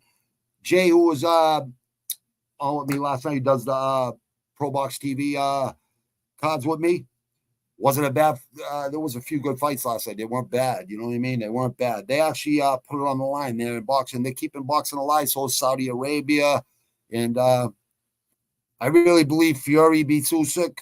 Not that Usyk is not a great fucking fighter. Yes, he is. But he was a middleweight. Then he was a cruiserweight. Then he went up to heavyweight.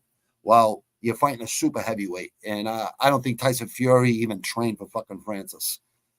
I'm not positive. I don't know Tyson Fury personally, but what he's done after being 450 pounds, I know I was 325 plus pounds. I just got 6 years off all the pain meds. 6 years, March 8th. And that was 11 months on methadone. Came off that in 26 days because I don't like fucking answering to nobody. I'm just one of those people, you know, don't like taking orders. And, you know, just, I guess it's ego or pride or whatever the fuck it is. But, what the fuck was I getting at? Yeah. So anyways, I know how that is to fucking go through that fucking cocaine and booze was easy because I knew I wasn't missing nothing. Not only that, so yeah, here's a let me see.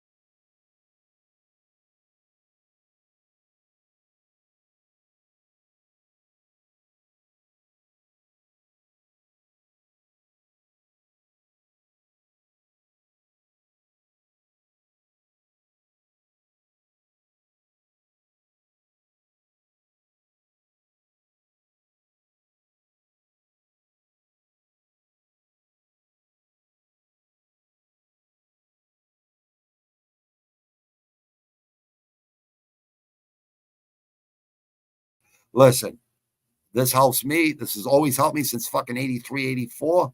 I was like 11, 12 going on 13. That's what I call 11, right? It's always helped me. So if you're a person that's just smoking pot for the first time, don't be smoking a whole fatty like this. Just take 1 or 2 hits and that's it. People say they get paranoid and shit. No, you're just much more aware of the situation, what's going on. That's all it is.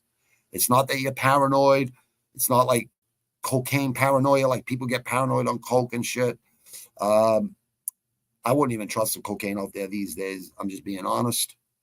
I would never, ever trust that shit in a million years.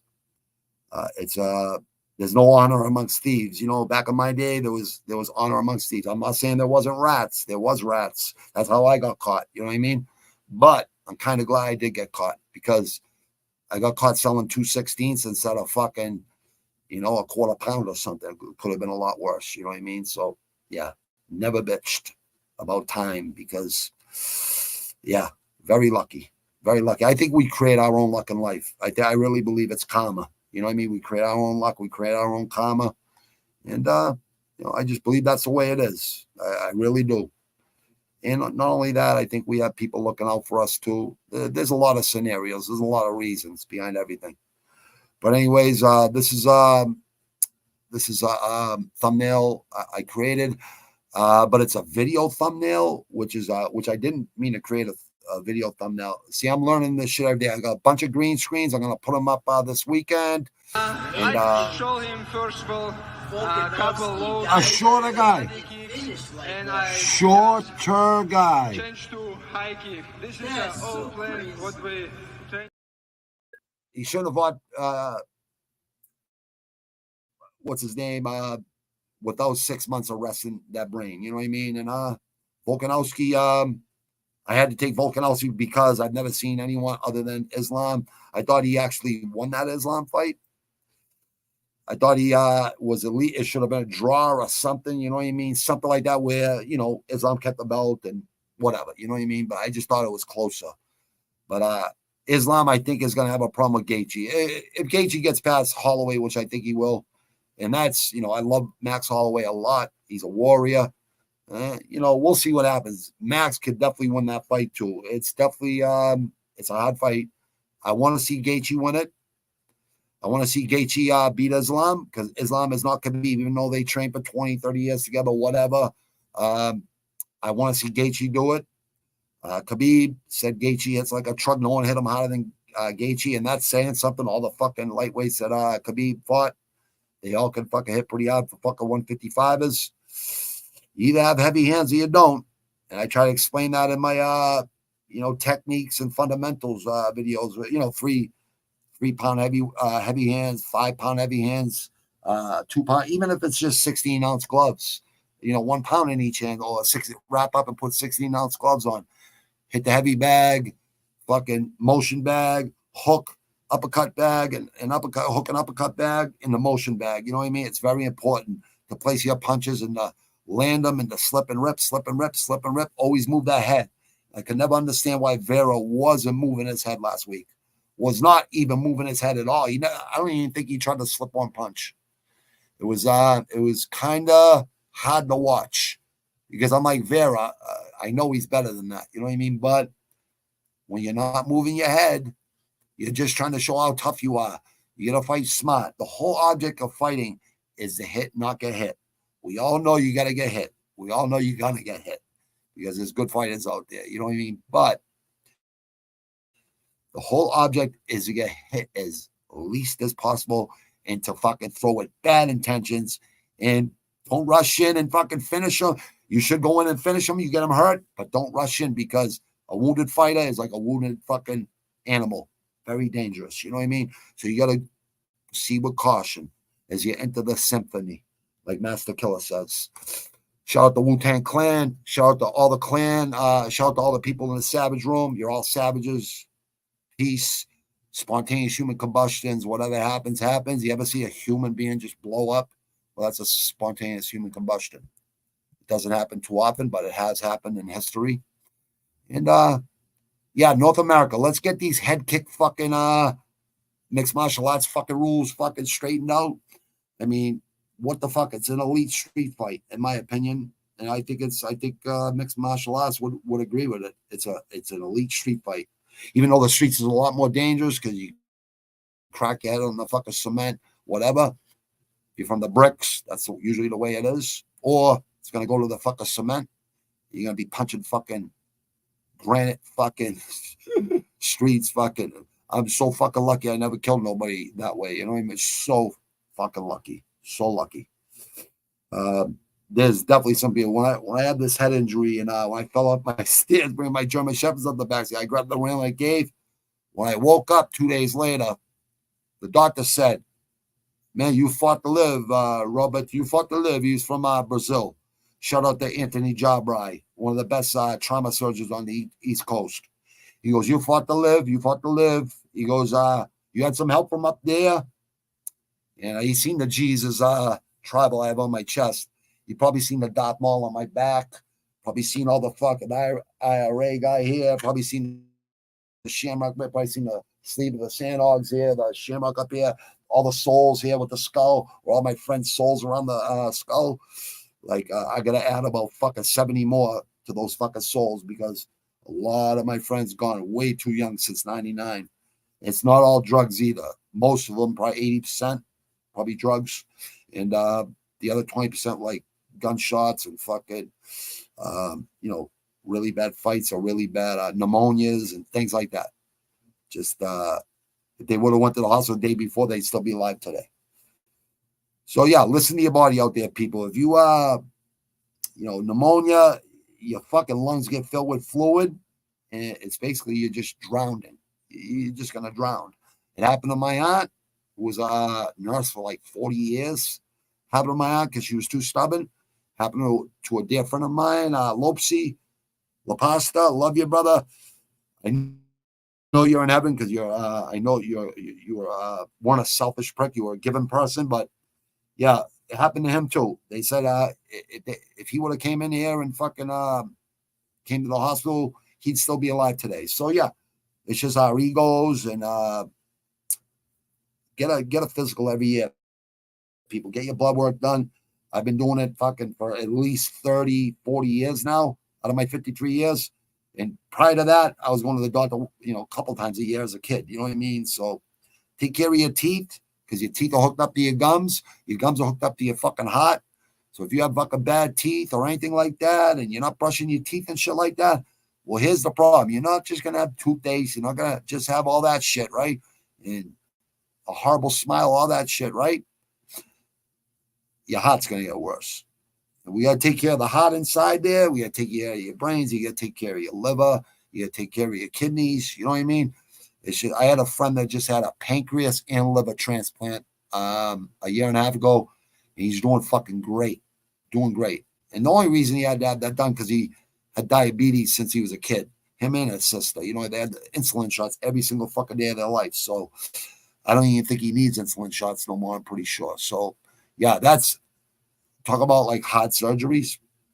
My surgery was a 50-50. They had to cut my head open and pull the skull back and stop the bleeding inside the brain. That's the way they explained it to my wife. That's the way they explained it to me after I woke up, 2 days later. Very 50-50 chance that my wife could have been wiping my ass for the rest of my life, but I would have never let that happen. After a year, I said, babe, go live your life, 45, 44, bang, done. So I definitely ain't fucking sitting in a wheelchair the rest of my life and having my wife wipe my ass. It wasn't happening. But yeah, I guess we that train. I tell you about training, right? I've been training my whole fucking life, except for a couple like that fucking 325 plus picture there. It's like I let myself go for like a year, and yeah, as you get older, your fucking metabolism slows down and it just starts sticking to you. You might not think it's gonna happen, but it does. I don't care how much you work, how much you train, it's gonna happen. I actually have to eat 2 meals a day to stay at 220, 222, 218, 225. So I vary in between those weights. And 1 day a week, I fast all day. You know what I mean? All day long. I really believe it helps with cancer. I believe I don't believe that this is scientifically proven. I've read it a lot. A lot of our diseases start in our gut. So you want to go look that up, go look it up. I don't know how cancer forms in the fucking brain or eye cancer and shit like that. It's very rare. You know what I mean? About all these little kids that got leukemia and 5, 6, 7, 8 years old and 2 years old.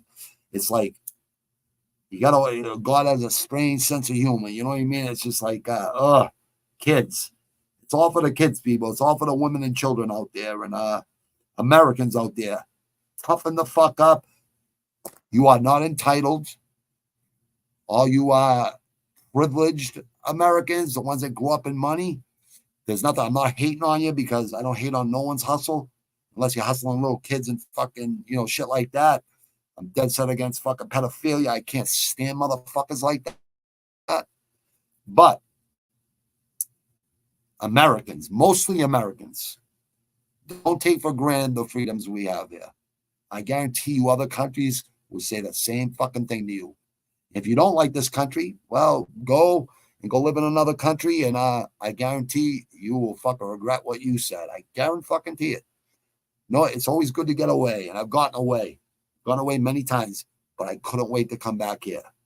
And when I moved 2 years from now, when my second kid's out of college, he finishes up in May. He went to the Celtics game tonight with his girlfriend. Had a good time.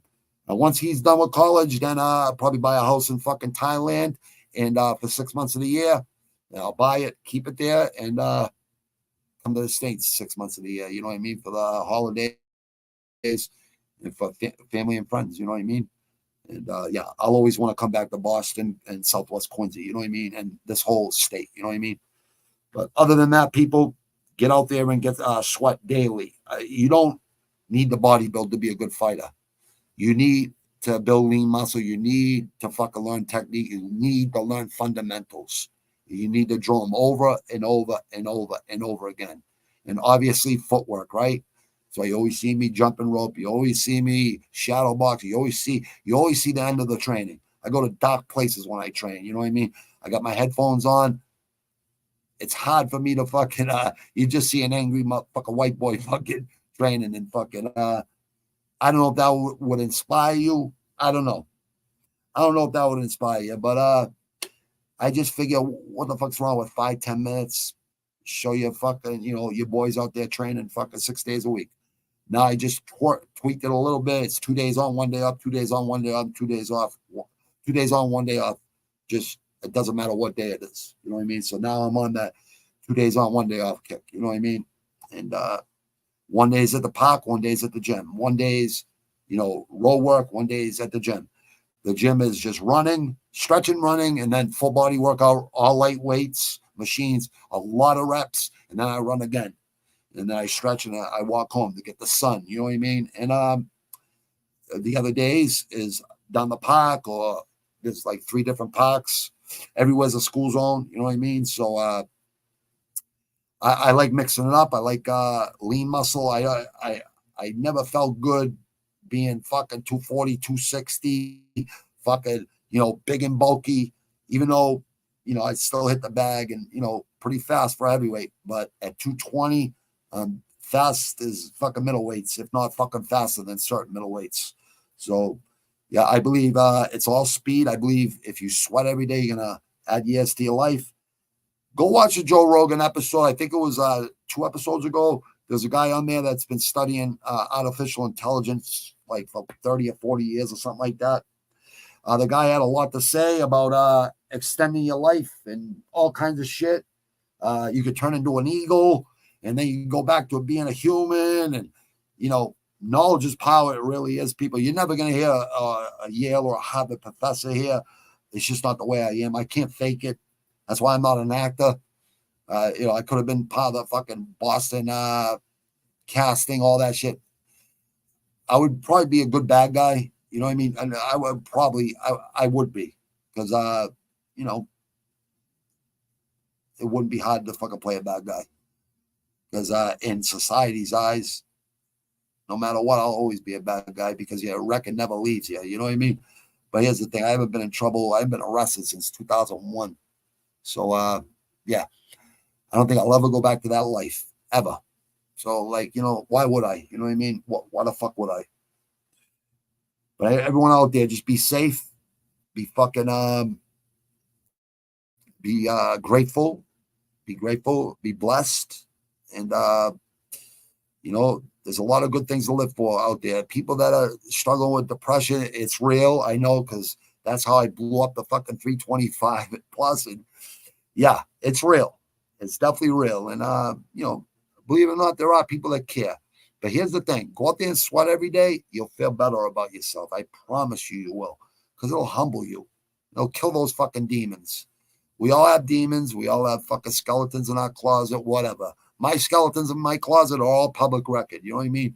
I paid my time. I paid my debt to society. And I want to thank the people that helped me with those fucking, that are now judges. Thank God they seen something in me that I didn't see in myself. But once my daughter was born, that's when it all changed for me. My whole perspective on life. And that was, Jesus Christ, 29 years ago in October.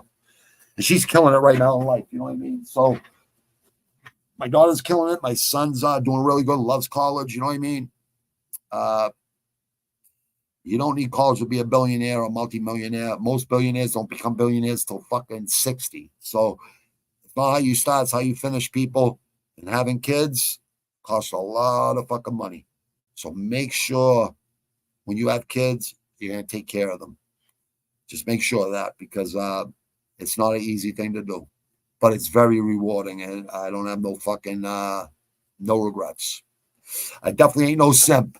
I definitely ain't no fucking simp, but, 32 years with my wife, she's my fucking, she's my soulmate. I love her to fucking death. You know what I mean? I would kill for my wife and kids. There's no question in my fucking mind. I wouldn't even think twice. Like, God forbid, you know what I mean? But, like, I know there's a lot of people out there that say they would. Not everyone would. Not everyone has that mindset. It's a mindset. You have to have it. And let's just hope that it doesn't happen to nobody. You know what I mean? But yeah, we need laws. We need, rules, regulations, laws. It can't be a lawless society. People with kids, stuff. We want our kids to go to school. We wanted our kids to grow up where me and my wife grew up, so they had thick skin when they grew up. You know what I mean? And I think we succeeded with that for the most part. Even though my daughter's more fucking stubborn than me and my fucking wife put together, that's saying something, because I'm a stubborn motherfucker. So is my wife. But my daughter is 10 times more stubborn than me and her. I actually get weak in the knees around my daughter. I don't get weak in my knees around fucking guys that are fucking 3 times my size. You know what I mean? I don't even get weak in the knees then. I definitely get weak in the knees around my fucking daughter. I don't know what it is, man. I guess it's just a daughter thing. I guess only fathers can understand this. And, my son, he came 10 and a half years later after my head injury, 2 years. It happened in 2003, my head injury. 2003, he was born 2005, April 2005. So I think everything's preordained too. I believe that too. I believe like God, our lives are already planned out before we're even born. You know what I mean? I don't know if that's true or not. It's just my theory on life. You know what I mean? I really believe we do create our own luck. And I believe karma is definitely fucking real, people. I've seen it happen so many times. I've seen it happen to myself. You know what I mean? Just not giving a fuck. You know what I mean? And just the way it is. But never take shit from nobody, man. Unless it's with cops and shit. It's just very simple. Okay, I know the routine. Just here you go. Put the cuffs on. We're not friends. We're not talking. Just give me my fucking phone call, and that's it. Just keep your mouth shut. And if you're involved with crime, right? They got so many cameras these days. They got so many fucking days. It's just not fucking worth it, man. It really ain't. It's not fucking worth it, people. It really ain't. So if you're involved in, some bad shit, right? Even though I understand the brotherhood and all that, I understand the camaraderie. I mean, my friends were my family on the streets. You know what I mean? So I get it. I fucking understand. But, I walked away from that shit. I wish all my friends nothing but the best. You know what I mean? All the people I hung with all my life, except for the past 6 years, I had to separate myself from a lot of them. You know what I mean? Because misery needs company. And they definitely don't like you to see. They don't like to see you do well. They like you to be miserable with them. You know what I mean? And it's just really true. It's not just your friends either. It's anyone that's miserable. These just little life lessons. I just hope people it goes in your ear and it stays inside your brain and you remember it. Because, most it goes in one ear and out the other. And then then they find themselves, in a bad situation. They're like, oh man, I should have listened to that dude, man. He was fucking right. Don't sell out your people, man. You know what I mean? Because even cops, even detectives, all of them, they respect people that don't fucking open their mouths. You know what I mean? Believe that. They definitely weren't getting nothing out of me because most of the shit I did on my own. I fucked myself. You know what I mean? So I couldn't bring anyone down with me. Like it's like I would have been fucking embarrassed with myself. I wouldn't even been able to look myself in the mirror. But here's the deal, right? Honestly, it doesn't even matter. Even if fucking you just got hemmed up, you just got to keep your mouth shut. Really true. What's Hell's Angels? I'll use them as an example. They always kept their mouth shut. And they never had no problems. You know what I mean? They never, even the old school mafia, you know what I mean? They weren't fucking out there, fucking being ghetto fabulous. You know what I mean? Even though some of them did, you know what I mean? Even myself, I was driving my Expeditions, Caddy SLSs, fucking GSXRs, all that shit, right? And just bringing attention to myself. And I didn't give a fuck, right, back then. But once you have a kid, your whole fucking mind starts changing. It doesn't happen overnight, but over a couple years period, you see your daughter growing up, or your son, it doesn't matter. You see them growing up, and you say, you know what? I don't want to grow up without a father like I did. You know what I mean? I grew up without my father, and my mother gave me plenty of love. It wasn't like I had to grow up really young at 7 and help her with my brother and sister from a different father, right?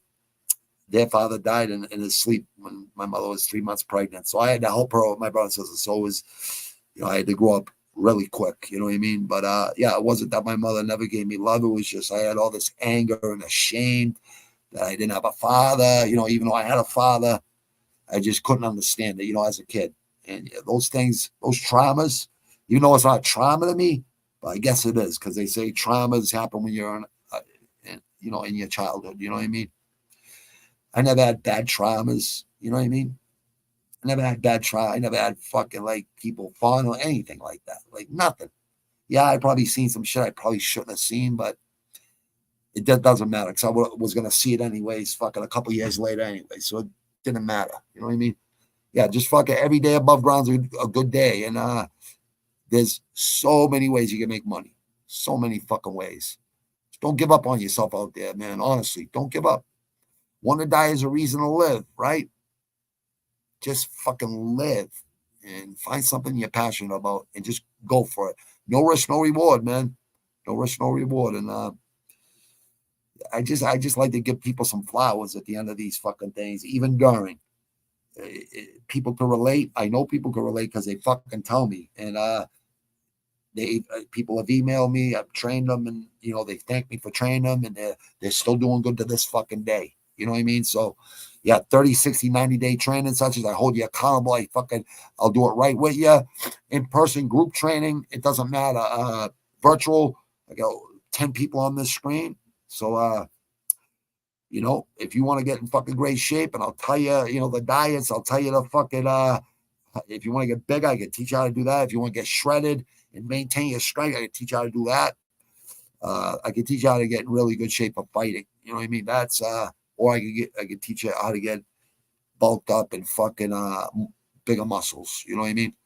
I actually, just maintain my strength. That's it. I don't want to get bigger. I'm already big enough. Like 6'1", 220. How much bigger and how much stronger can you be? You know what I mean? Speed kills. Technique, fundamentals, that kills. Footwork, all that shit kills. And explosiveness and fucking heavy hands and heavy fucking foot kicks, you know what I mean? And leg kicks. That's what hurts. Timing, you know what I mean? Fucking slipping, ripping, slipping, ripping, slipping, ripping. You know what I mean? Constantly moving. The only way you can do that is with cardio, strength, endurance, core, and all that training. It's so imperative. Quadruple sets, 5 sets in a row, then take 3 to 5 minutes off, then go back and do 4 or 5 sets again without no rest in between. You know what I mean? Go one to another, to another. And I promise you'll have the endurance of a Khabib, a fucking John Jones, a fucking any of those guys that never got tired in the 4th and 5th rounds. Marvin Hagler in the fucking 10th, 11th, and 12th rounds. Never seen him tired. You know what I mean? Mike Tyson, even in some of the wars, you know what I mean? Like versus Razor Ruddock and Bone Crusher Smith and all these other guys, right? That he had to fight, that he couldn't take out in the first round. Well, he was always there. People always said Mike Tyson, once he met resistance, folded. No, he didn't. He did versus a guy from Dorchester from around here. His last pro fight. What the fuck is his name?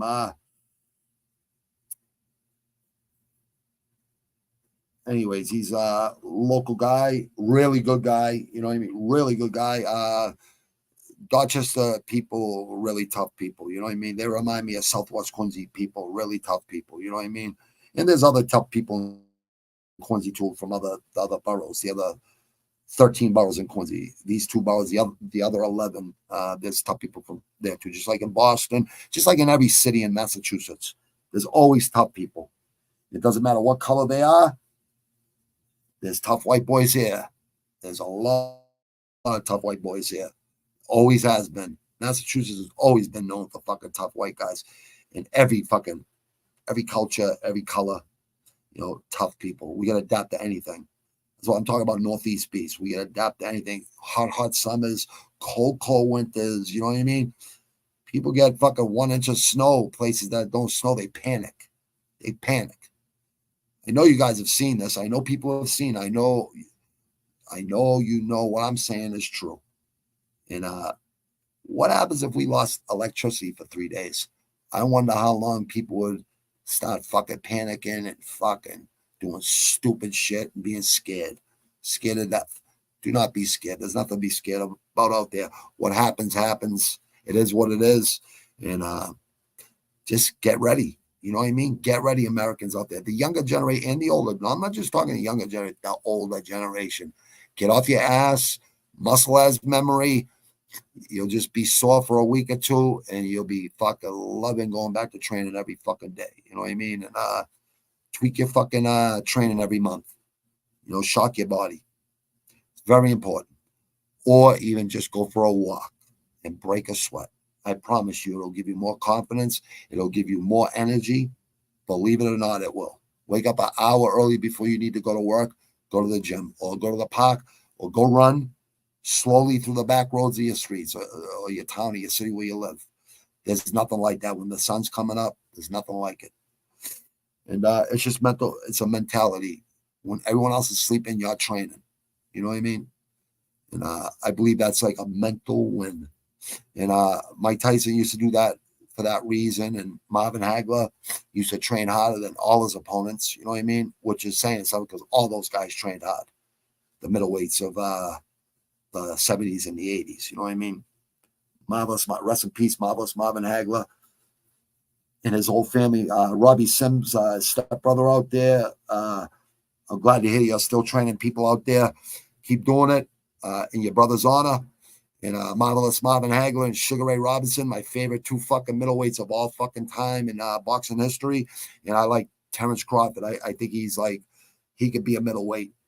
I definitely think he could be a middleweight. I think he can go up the middleweight and do very well. I think he'd give people a lot of problems at that weight. I really believe that. I'd love to see Canelo versus Crawford. I would love to see that fight. I would love to see Tank Davis versus fucking Inoue. I think that would be insanity. And or Shakur Stevenson, you know, either or, you know what I mean? Or all three of those guys, you know, fight each other. And then there's other fighters in those divisions too that are great. There's so many fights that need to happen.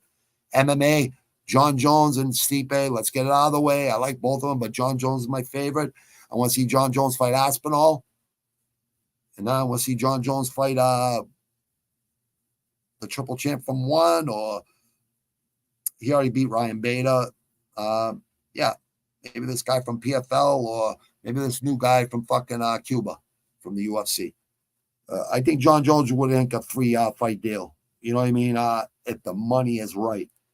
Dana White offered Khabib a lot of money and Conor to come back, right? What do you think he's going to do for the GOAT? The guy that has more title defenses than anyone else out there.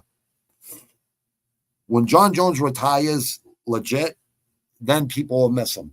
People will miss him. Until he does, people will talk shit. Like after the guy fight, I'm like, where are all the John Jones haters? Where are you all? Come on. You guys were all talking all shit for 3 fucking years. And I didn't hear nothing from nobody. For fucking like a week. I'm like, where are you fucking haters? Where are the haters? I thought God was going to beat him. He's never fought anyone like that. He's never. John Jones has fought nothing but fucking legends. Nothing but legends. His first fucking 20 fights were versus legends. And he'd always beat them at what they were best at. So good luck with John Jones. That's all I can say. Good luck. Good luck. That's the baddest man on the planet, in my opinion. He used to be the heavyweight champ of boxing, but not no more. Not no more. Now it's heavyweight fucking mixed martial artist champion is the baddest man on the planet because they can do it all. There are boxers out there that can transition.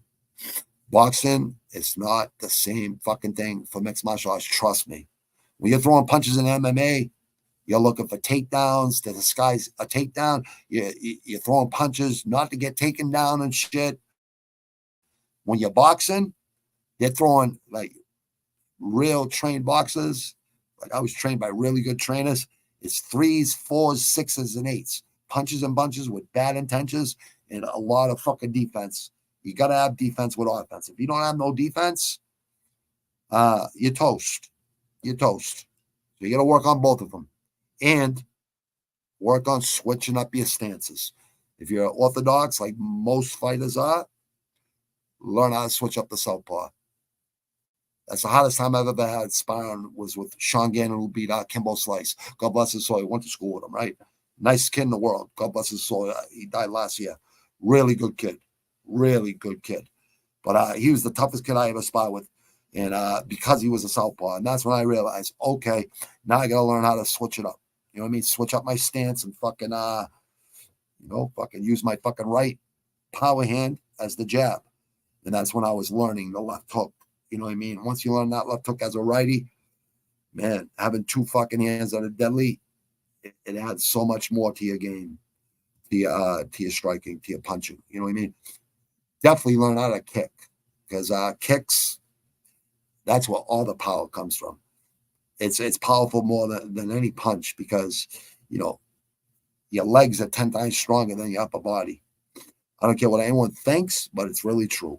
The bottom half of your body is that's where all your punches are generated from is the balls of your feet. It's just everything comes up from the balls of your feet and the twist on your fucking, the twist up of the balls of your feet, right? And the snap at the end of the fucking punch, bang.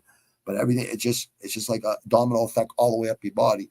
all the way up to your lats, through your rear delts, your side delts, and your front delts. You know what I mean? And then your triceps, and your wrists, and your fists. And you're trying to hit them with these two knuckles right here. You know what I mean? A lot of people break their hands and shit. I can honestly say I've never broken my hands. I have this just a broken finger tip right there. See the pinky? Yeah. So I never got that fixed. But that was just going a left hook. It was a weird fucking angle I threw it at. But yeah, wrapping up.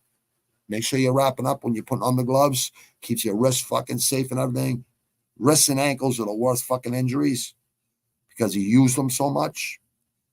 Brain injuries, you need the rest of your brain.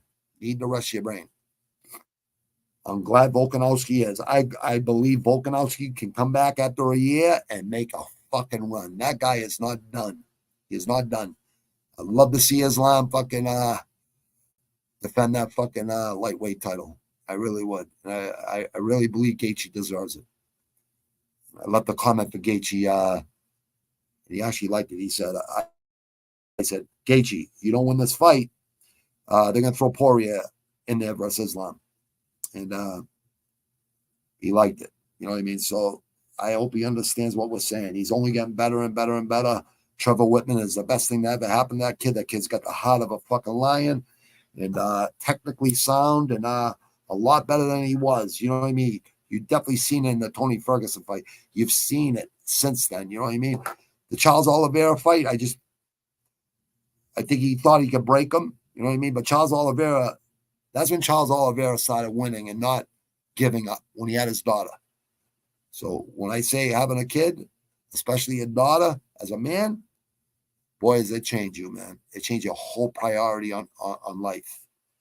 And I'm just very blessed that I have a great fucking wife who's a great fucking mother. I give her a lot of fucking credit. But as a father, you need to be there too for your kids. You need to be able to tell your kids, listen, you can come tell me anything. Don't worry about it. You're not going to get in trouble.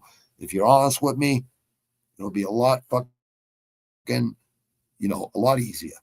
And kids these days, they just want to be heard. You know what I mean? When I was growing up, it was like, go outside, use your fucking imagination. Children to be seen and not heard. That's what my family was about. I'm sure older people can understand what I'm saying, right? If I said bad words, I got soap in the fucking mouth. I was like 3, 4, 5, 6 years old. Fucking fresh fucking prick I was. Me and my cousins, you know what I mean? And my friends that were older, you know what I mean? But yeah, I get soap in the mouth. Oh, it's horrible. My aunt wasn't playing. My uncle wasn't playing. My mother wasn't playing back then. But yeah, it is what it is. I go on these rants. It's just to help people out there, man. It really is. It truly is to help people. If you can fucking get anything from any of these little fucking quotes and these rants and these, it's all the truth. You know what I mean? It's all the fucking truth. I don't even know how to lie. I know I keep my mouth shut. I don't know how to lie. I honestly don't. I only know how to be brutally honest with you. I can't act. I can't sugarcoat things. None of this shit is scripted. It's just right up the top of that bang. And it's the truth. You know what I mean? So a lot of haters out there, people. That's only going to make you hustle hard. Like I was telling Isha earlier, the way that kid grinds, the way Jay, I tell it to Jay all the time, the way you grind, brother, it's only a matter of time. You know what I mean? And I give you at least 4, 5, 6 days a week. You're definitely going to get 4 days a week at least. You're definitely going to get some shorts. You're definitely going to get some videos, training videos, at the end of my training and shit like that. And I got another channel called American Muscle, American Pride. It's going to be called American Savage 617. I can't change it till a couple of days from now, but men in America and women, doesn't matter, or whatever you identify as, whatever it is, right? We got a fucking America is a young country and we're the superpower in the world. We're supposed to be the beacon of light. And we need to be that for all the other countries out there. You know what I mean? Like, I love the internet for the reason we can communicate with people all over the world. It's pretty fucking cool. I got to admit, it's pretty fucking cool. I wouldn't know none of these people if it wasn't for in StreamYard. If you're new to tech, StreamYard is the one to use because it's pretty easy to figure out. OBS is really good too. That's a little bit harder. There's always videos to teach you how to do this stuff. All you have to do is sit down every day and learn it. If you get 0.1% better every day or 0.5% better every day, every 5 years, that's a lot of gains. And it's been about 2.5, almost 3 years I've been taking this really serious and learning every fucking day. And I'm going to put up the green screens. I got about 4 green screens, right? I'm going to put them up, and I'm going to put some crazy shit behind me. All depends on the themes and shit like that on the days. What it's about, mostly it's about elite fucking boxing, elite fucking mixed martial arts, elite Muay Thai, elite kickboxing, or epic music. When I master my beats and when I got a few songs done and mastered, not just demos, mastered. I'm not rushing this album, but I think people are going to be like, whoa, he stepped it up. He stepped it up. Now that I'm, focused and dialed in and locked in and fucking right on the money. Writing these tracks now, it's a lot easier. It's a lot fucking easier. And not like it was hard before. It wasn't hard for me. So I had about 4 other MCs that I brought in. So I like teamwork makes the dream work type thing. I like having people do verses because, different people's styles on every track makes songs so much fucking better, especially in rap. That's why I like bands I like in speed metal and thrash and fucking hard rock.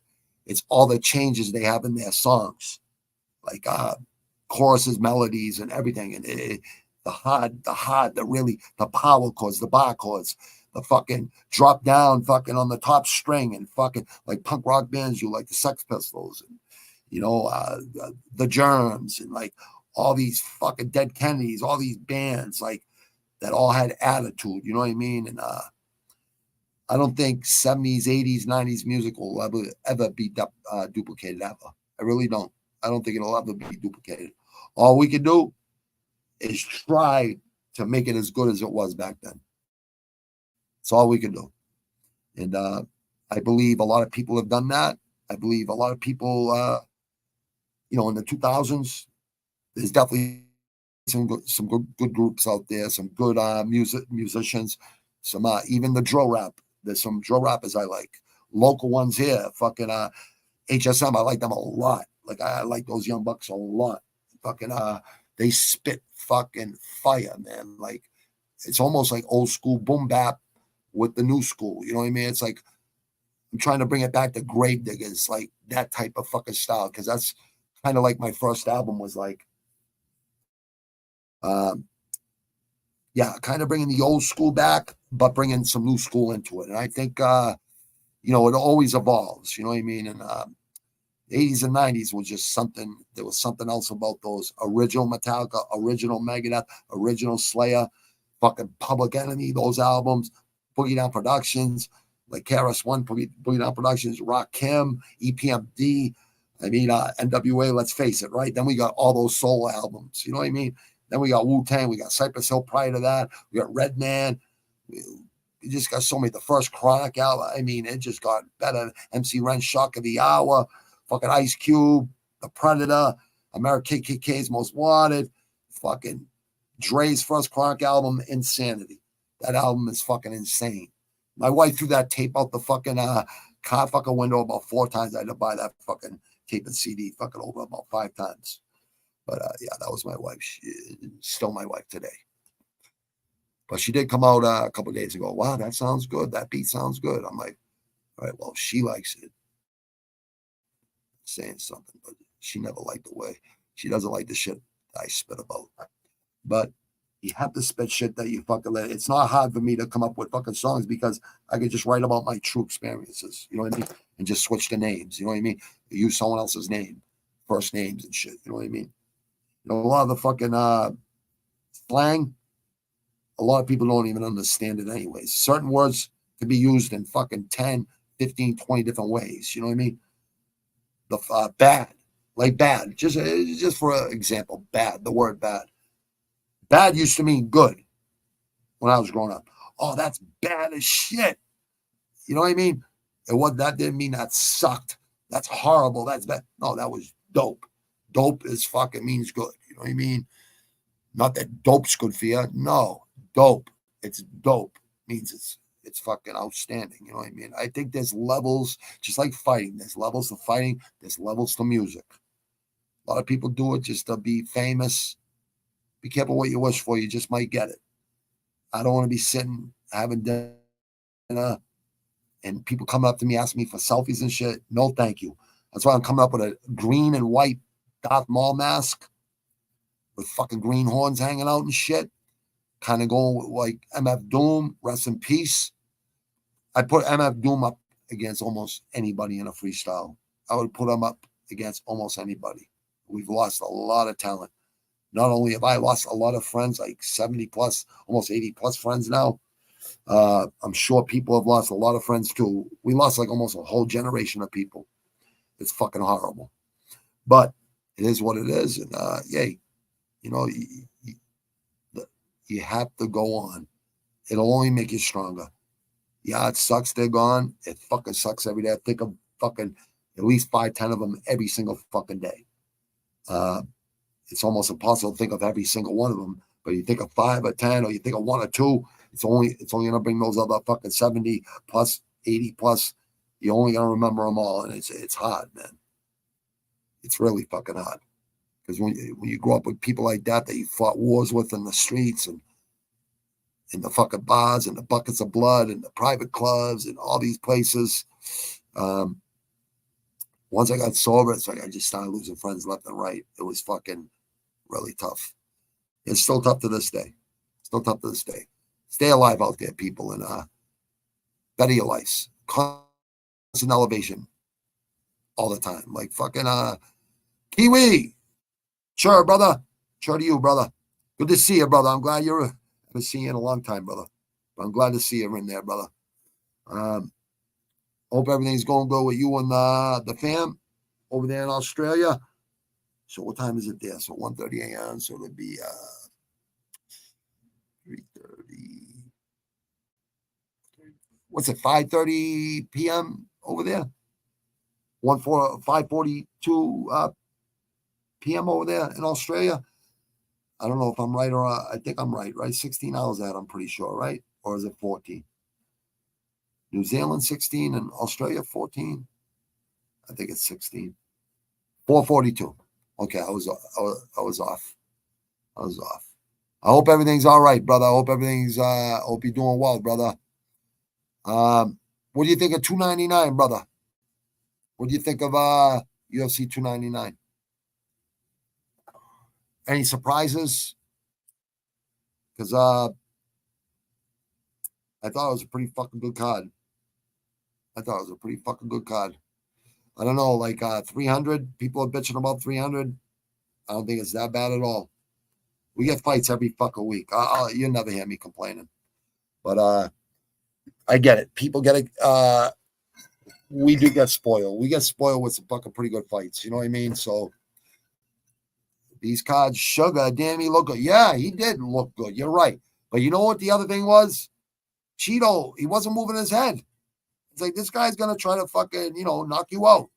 You got to learn to move your head, Cheeto. We all know you're tough, brother, but you got to move that. It's always like this, constantly. Even just that little movement, chin in, even if you have to just practice with a fucking tennis ball or a racquetball or a handball, just keep it under your chin and walk around with it. When you're fucking shadow boxing, keep your fucking chin in. You know what I mean? And it's just that little twist, that little turn of the head, roll with the punches and shit. You ever heard that fucking that saying? Bodybuilding is not going to make you a better fighter. No way. I hate to say it. It's not going to make you a better fighter. It's not. It's going to make you stronger. But unless you can fucking implicate it and use it, it ain't going to fucking help you. You're going to fucking need more oxygen in your muscles. The more bigger your muscles are, these are for show, right? These are for show right here, right? These are the goal, the triceps, you know what I mean? And in the legs, you know what I mean? Got to be strong. Your core's got to be strong. It's just the way it is, you know what I mean? It's just a lot more challenging. And it's, it's something you have to do. I got a local around here. He's 8-0 right now, all finishes.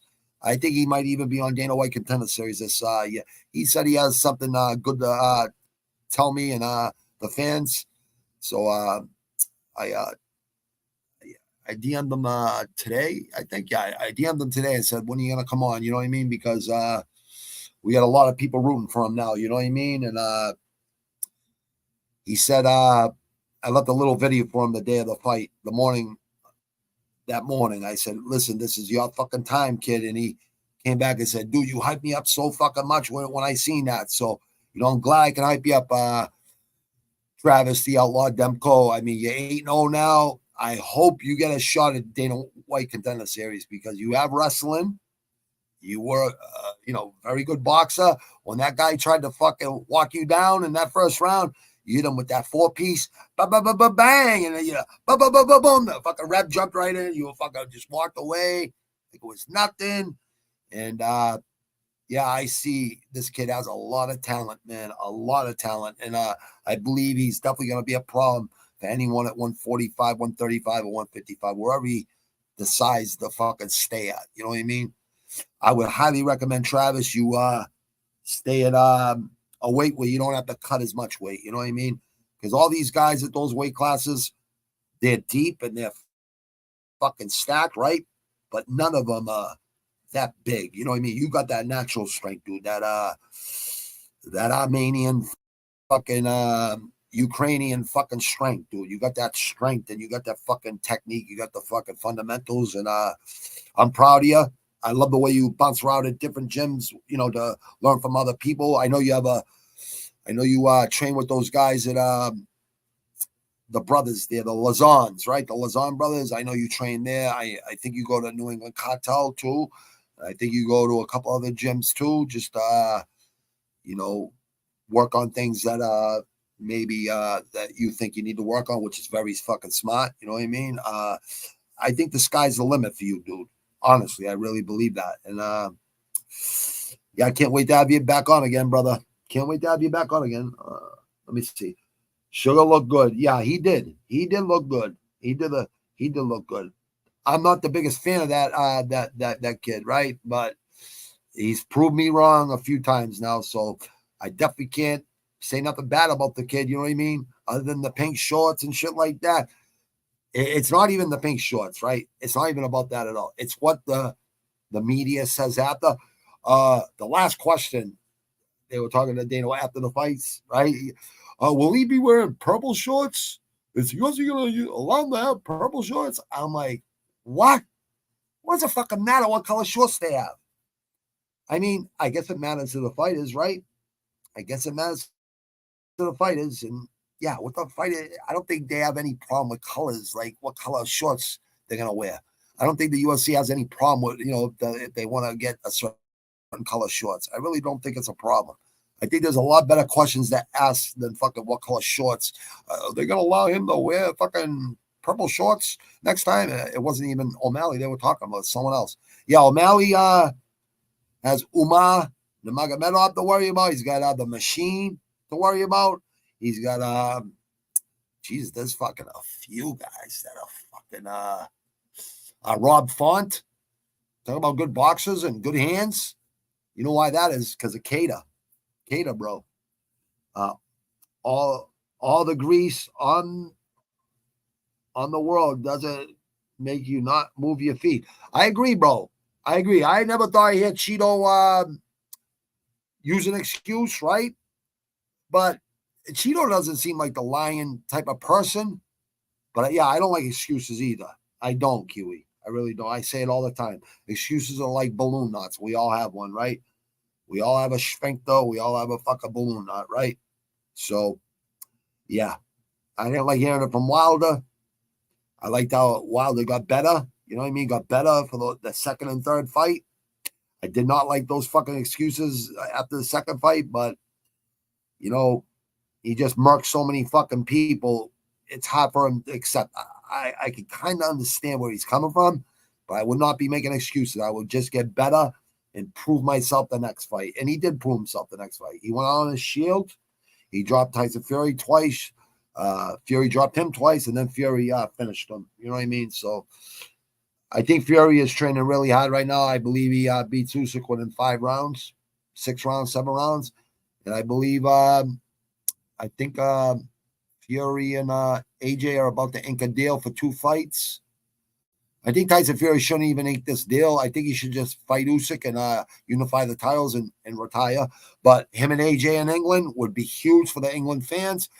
So I'll root for it for the England fans because I know how fucking how much fucking hardcore fans are over there. I don't know.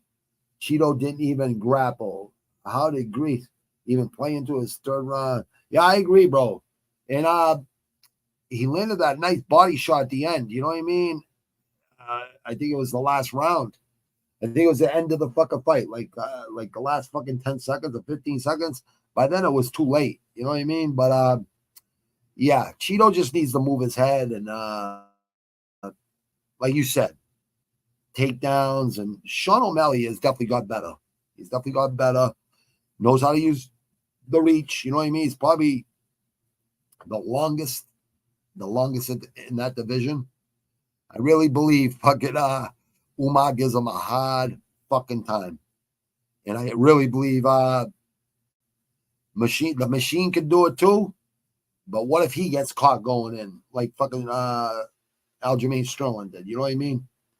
Everyone's gonna try to go down and take O'Malley down. And I think he knows that. You know what I mean? And you gotta give the kid credit. You know, it's like Jake Paul. Listen, I'm not a fan.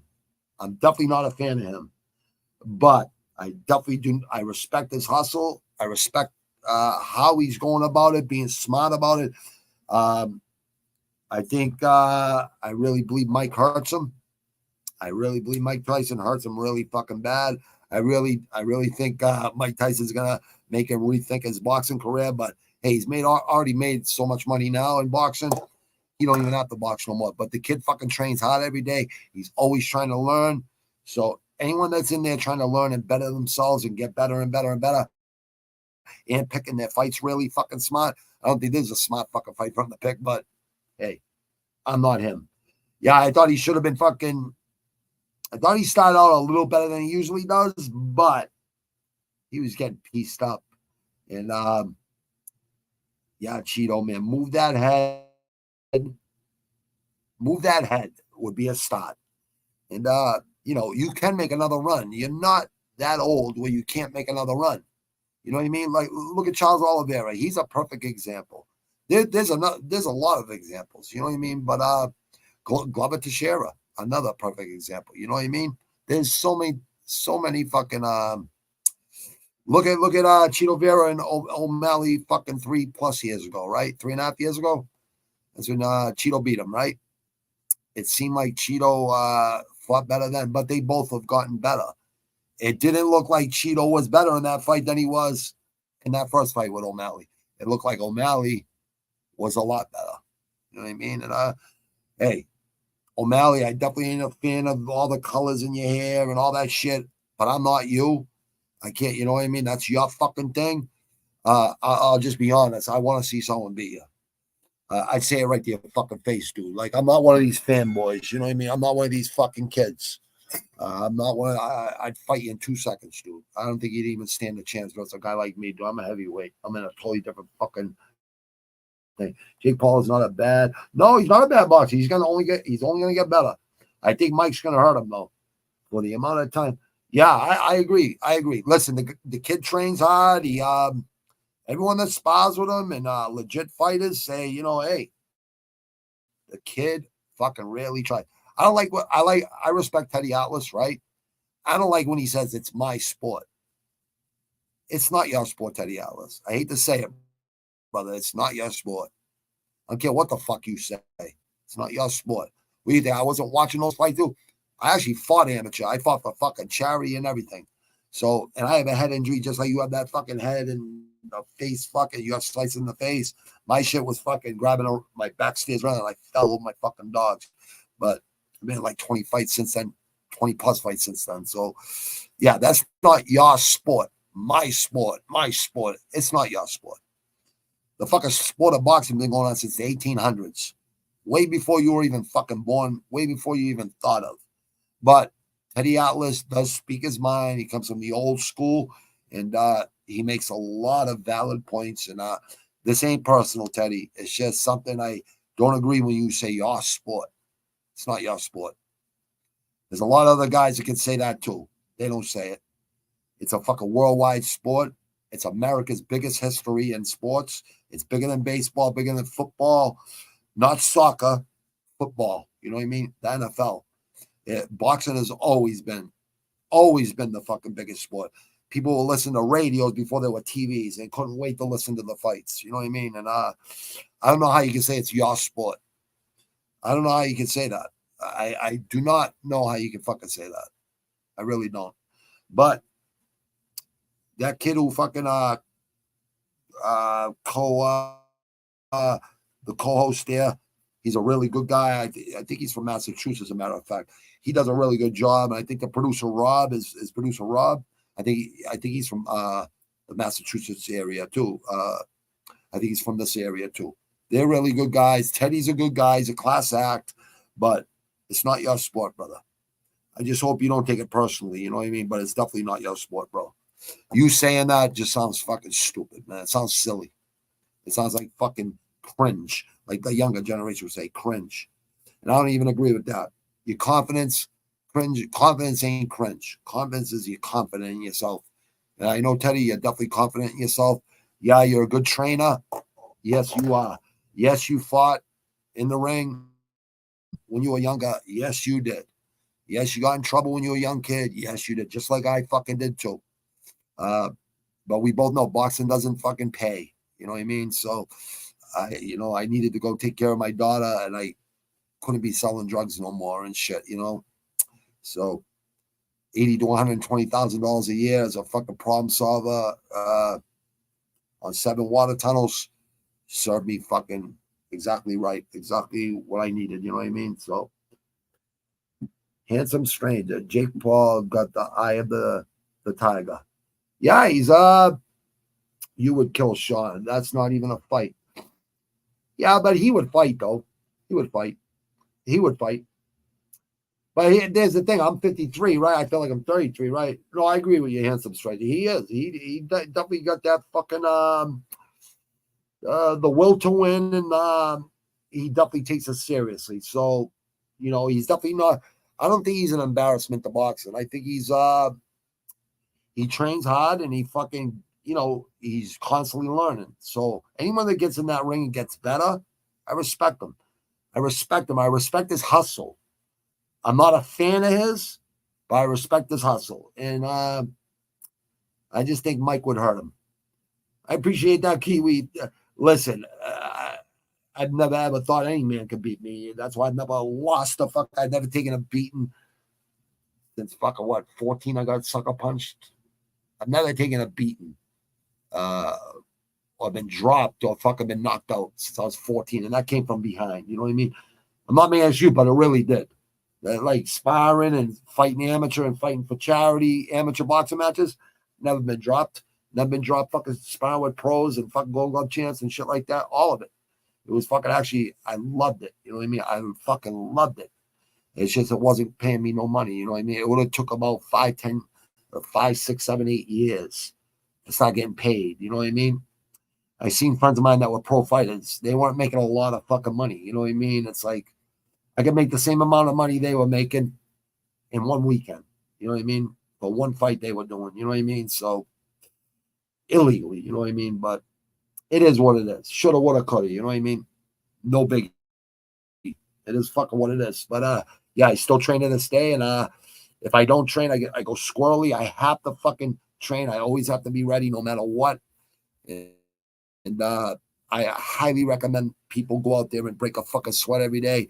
I would never say don't go lift weights. That's not what I'm saying. I'm saying if you want to be a fighter, lift light weights, a lot of reps, and just get started. Use body weight. Body weight, you can get jacked and you get lean muscle that way, and you won't lose none of your speed that way. You know what I mean? Speed kills, footwork, fundamentals, technique over and over and over and over and over again. So you don't even have to think about it ever again. Your footwork, all that shit, you never even have to think about it again. In the beginning, once you learn like all the fundamentals, all the technique, you're thinking about that shit, right? And you're thinking about it, right? And you'll fuck up a few times. You go off balance, right? But once you learn that and you do it over and over and over and over again, you're not even thinking about it. You're not even thinking about it. Because your body is already, your mind is already trained. It already knows where to go. It's like the Russians. You know why they're so good? The Dagestanis, they train 3 times a day, whatever it is, right? They pray like 6 times a day, 5 times, whatever it is. They're so humble, but they drill daily over and over and over and over and over again. They drill the fundamentals over and over and over and over again. And Umar and fucking Usman, Khabib's cousins, man, I know Umar didn't look as good as people thought he was, but he just came off shoulder surgery. Maybe he was a little tentative to throw punches and kicks, for some reason. I don't know. You know what I mean? That kid he fought was really tough. You know what I mean? Only kid that would take the fight at the time, to be honest, from what Dana White said. I don't think Dana White's lying about that. I really don't. I think there's a lot of people that say no. And nope, too short, too short a time, fucking, whatever. That's why I always tell these pro fighters, listen, even if you're not fighting, you don't got a fight come up, at least run 3 days a week. So when you do get the call, you should want to fight the best guys all the time. You should want to test yourself. You should want to be a legacy fighter. Don't just fight for fame. Fame is just going to be trouble. You know what I mean? It's going to be trouble. Trust me. You're going to get pissed off, especially as a fighter. You're going to get pissed off when someone comes up to you with your wife and kids or your fucking parents or whoever the fuck it is that you care about. And your friends, will fucking end up saying something too. You know what I mean? It's like people want. And you give them an inch, they take a mile. It's really fucking true. I was born in 71. I grew up around a lot of fucking savages. And it's really just the way life is. You know what I mean? History always repeats itself. And you don't see 200 people down the park like when I was growing up in the 80s and 90s. It was in the 80s, there was 200 people on the wall. During the summer, it might have been 400 people, like at night. You know what I mean? Like the 90s, it was the bars, the private clubs, and all that shit, right? Then I stopped drinking in 2001. 99, I started to slow down and shit. And then stopped 2001 after my wedding. Stopped, stopped it all. Just no more fucking drinking, no more sniffing coke, no more none of it. You know what I mean? No more dabbling, no more illegal anything. You know what I mean? But just weed since 13. You know what I mean? It's the only thing that keeps me calm or gives me energy or helps me with my pain and shit, with my back and my fucking my head injury from 2003. But that's just cluster headaches. I've actually been hit in the head. It doesn't faze me at all. I just get mad that I even let someone hit me. You know what I mean? Inspiring and things like that, or whatever, in a real fight. You know what I mean? It's very hard for me to get hit because I'm constantly fucking moving and I'm constantly throwing punches with bad intentions and always keeping range and shit. Range, distance, and all that is very important. I just wish people would fight with more fight IQ. You know what I mean? If Cheeto moved his head, Kiwi, he would have did a lot better. He was trying to prove how tough he was, man. And we all know you're tough, Cheeto. You got to move your head. You got to move your head, and your footwork's got to be better. It's got to be more explosive. It's like plyometrics, jumping on those blocks, doing wind sprints twice a week.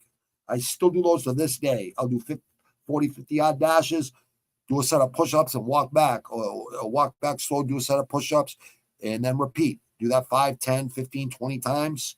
And it's all explosiveness. You know what I mean? Shadow boxing a lot with heavy hands. Explosiveness. It's very important. Very important for speed. It's very important for powering your punches, powering your kicks, plyometrics, fucking wind sprints, all them things. Jumping rope for rhythm, speed bag, to keep your hands up and keep your hands up and flowing right. You know what I mean? Rhythm, the motion bag for accuracy, the mitts. You know what I mean? The mitts for accuracy and slipping and ripping, and defense is so important. Yeah, O'Malley got a lot better. I think Umar gives him a hard time. Oh, yeah, Corey Sandhagen. So Sandhagen, Umar, I guess they're going to fight next after Umar. I guess they're going to fight next. in June or something. I heard. I think Sandhagen has another fight right now. I think I could be wrong, but I think he has another fight right now. But Umar versus Sandhagen and who was it? The Machine versus somebody, right? He fights somebody. He's supposed to be next for Sean O'Malley. I just think he could be caught. You know what I mean? But if he doesn't get caught, it's going to be a long night for Sean O'Malley. You know what I mean? Getting taken down. And I just think Umar, they don't use their wrestling unless they need to.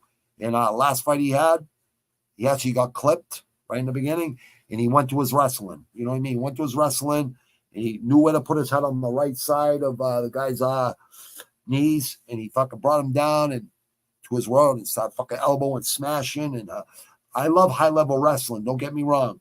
I like it, but I like ground and pound. If you're going to get someone on the ground, fucking start smashing the shit out of them. Do like Khabib does. Do like John Jones does. Do like fucking, who else is, Mark the Hammer Coleman, the hero to his parents, right? He's a fucking ground and pound. You know, he's one of the first ones that was doing it. You know what I mean? GSP, another one that does it well. You know what I mean? There's so many I can name that do it well. But yeah, I hate the people that go to the ground and lay and pray and pretend, do a couple like taps on the body, pretend like they're staying busy. They're not staying busy. They're fucking breathing fucking heavy. You know what I mean? I don't like it. You know what I mean? I think there should be yellow cards and red cards like they do in one. All right, time to stand up. You know what I mean? I know it takes time with high level wrestling, you know, in MMA. They should give them a little time to work because, you know, every inch they take, they're trying to get that fucking, you know, half mount and then that full mount. It takes a little bit to get to that full mount, and it's just all technique. You know what I mean? So I don't really have a problem with that fucking with the wrestling. It's just I understand what people do. I understand why they do. And if you're not on the ground fucking smashing the shit out of somebody, don't even go to the ground. It's like Saint Denis. Why do you even go to the ground? Like, stand up. And you just seen the difference in technique right there with Poirier. Poirier's punches were right down the middle, straight, everything technique right, hands back, bang, bang, bringing them right back. And that was the difference. Saint Denis' punches were all, you know, fucking telegraph, wide, fucking looping punches. You get away with that. You know what I mean? With guys that don't understand punching and defense really well. You know what I mean? But Poirier, I mean, how much better has that kid gotten too over the years? Let me see. Did you pick Ty? I took Ty because I believe Ty Tuivasa is ready.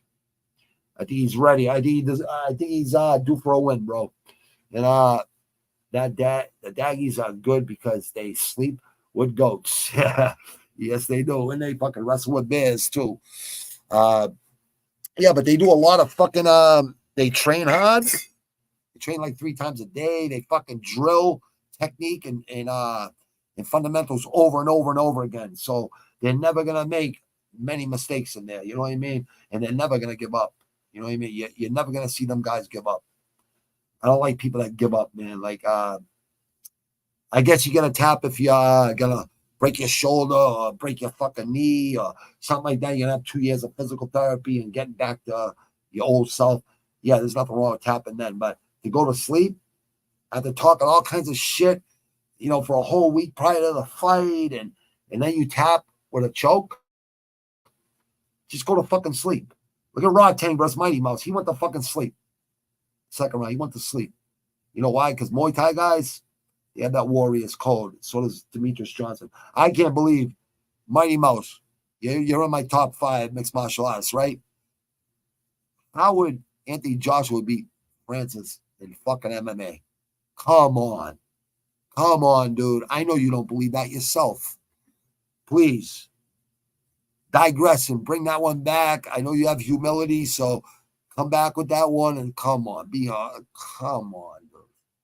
I'm not saying no boxers out there couldn't do MMA. I'm not saying that at all. I'm just saying, come on, man. Francis, if he started boxing like when he started MMA was going to pay him, you know, right away. You know what I mean? Boxing, like I said, it takes some time before you start getting paid. A couple $1,000 for a fight, that ain't shit. $5,000, whatever. They ain't shit for a fight. You know what I mean? That you know, pay fucking at least 40% of that to your trainers and fucking whoever else. You know what I mean? It's not enough money. Like I said, I'd rather go back illegal than fucking that. But I didn't have to do that. I was offered a better job, making $120,000 a year, 80 to 120,000 a year in the union. So I was I had options. And if I would have took that job when it was offered, I would have never picked up that second state bid. Who knows? Maybe I would have picked it up. Who knows? I don't know. But probably wouldn't have. You know what I mean? That was just ego and fucking ego. It's ego. It was cockiness and being a cowboy, you know what I mean? It's gonna get you in the 80% of people out there in graves and prison, at least 70% are in there because of a woman. Because they can't live without them or whatever the case may be, right? Well, there's so many more women out there than there is men. There's plenty of fish in the sea, people out there. I hope you people understand this. Like, don't sweat it. There's plenty of women out there.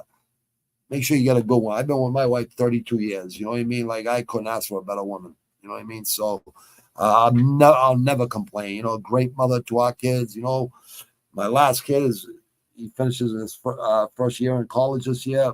My daughter, she finished college 10 and a half years ago. She's doing fucking killing it. You know what I mean? So once my son's done with college, go to Thailand, get a house in Thailand on the beach near Tiger Muay Thai and Fairtex, all those gyms, all those Muay Thai gyms down there.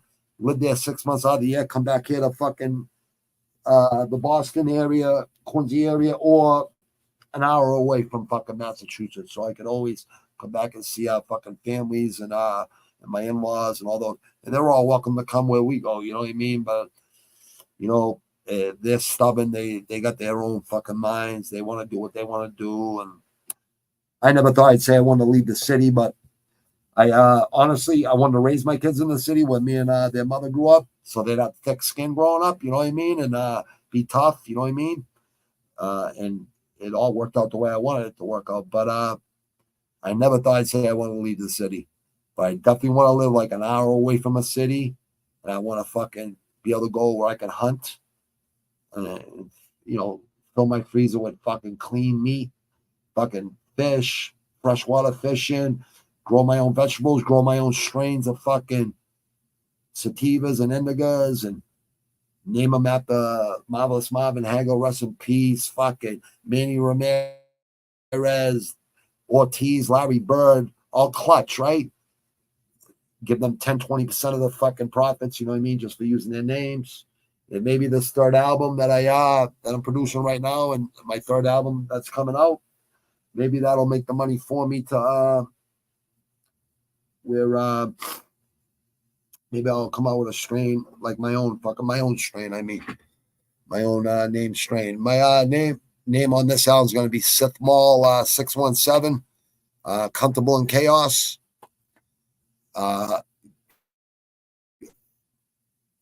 Produced by Bobby Nizzo, aka Quadruple Saboys. That was my original rap name on my first album. Second album, Bobby Nizzo, featured Boston Michael Assassins, The Union Way, Phantom Menace shit, Volume 88. The second album was the Forgotten Ones, Unforgettable. That's on CD Baby. The first album is on Reverb Nation and Discmakers.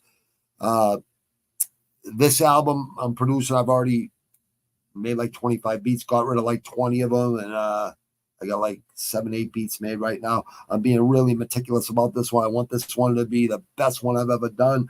I had a good time making those first two albums. Don't get me wrong, my producer's really good, and he helped me out a lot with with choruses and verses, you know what I mean, collaborations, and I brought four other guys in with us too. It would just make me better in there. When they go in the booth, I'd step it up. It would make me step it up with my writing, you know what I mean? But this album, it's all me, and I'm going to have a couple collabs with some locals, but different people, you know what I mean? Different people that I didn't have on my first two albums. So, yeah, get ready for a really hardcore fucking album, because Yeah, I need to pull some cards out there, some fucking fake it till you make it type people out there. I gotta fucking throw them under the bus. And if they come close, then they'll get knocked the fuck out too. Or they can come anywhere they want to come. The Daggies are good because they sleep with goats. Machine is next. Well, yeah, Machine is next. Marlon was tagging Marab. Sean does have a chance. Oh, yeah. Yeah, he does have a chance because he's definitely gotten better. He's definitely, he believes in himself. And self-belief is like the biggest part of fighting. It's like if you have any doubts in your mind, well, that doubt is probably going to come true. I try to tell people this. Listen, you have to have confidence in yourself. If you don't have confidence in yourself, you probably will lose. So always have confidence in yourself. Put in the training, right? And you'll never have to worry about losing a fight. You know what I mean? I think people need to knuckle up or, whatever. No, I was saying the other day, should leg kicks be illegal in street fights? Well, who the fuck is going to be repping a street fight and say that's illegal? Everything goes in a fucking street fight. Everything goes. Very dangerous in the streets. Very dangerous. Because you don't know. You just don't know. You hit your fucking head the wrong way. There's a million scenarios. You know what I mean? But sometimes I wish we had iPhones or whatever. Back in the 80s and 90s especially. But it probably would have got us in trouble. So I'm kind of glad we didn't. You know what I mean? But anyways, Kiwi, it's good to see you, brother. I even had my money on AJ KO. Very good. Yeah, that was a good fucking dude. I had fucking Ngannou, bro. I had Ngannou. No rep to stop us. Exactly, dude. And listen, if a guy's fighting a guy, it's a one-on-one. Once a guy, if some guy, if someone's killing the other guy, like really hurting him really bad, you gotta pull him off. And say, all right, enough, you're gonna kill him. You know what I mean? But it's the people I don't like that when it's one-on-one, and then their friends jump in once their friend starts losing. Well, that's never happened with me because I've always had my friends with me. You know what I mean? But I've seen a friend of mine fight 10 guys before I even had a chance to jump in. He dropped 10 guys like that. I'm not even exaggerating. But God bless his soul. He passed. He was my co-defendant in the union thing. He passed away a week before our pre-trial. We could have blamed it on him. Me and my business manager, my ex-business manager's lawyer had a deal where we could blame it on him and we could have walked away. I couldn't do it. I said, listen, I can't do it. Don't ever say that to me again. I know he meant well. You know what I mean? I just 6 months after fucking fracturing my skull, after falling up my fucking stairs and shit. But I looked at my $30,000 man, go get me something I could fucking do and get me a stay of execution because I never fucking defaulted ever. And that was in October of 2003. I didn't have to turn myself into January 18th of 2004. Got out April 18th. Yeah, so 3 months later, I got out on parole with the same parole officer I had on my first state bid.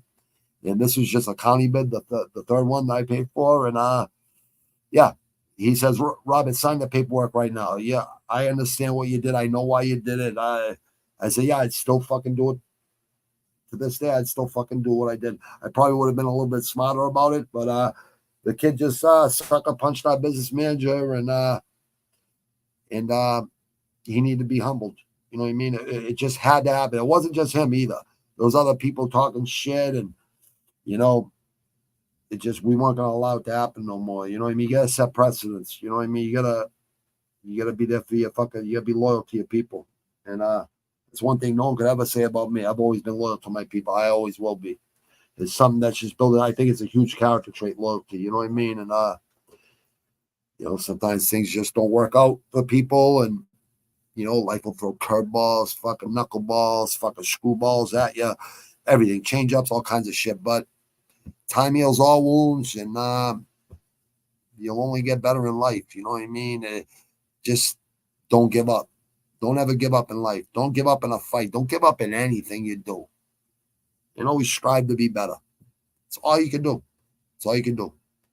Don't ever have that thought of suicide and shit like that, because that's the easy way out. It truly is.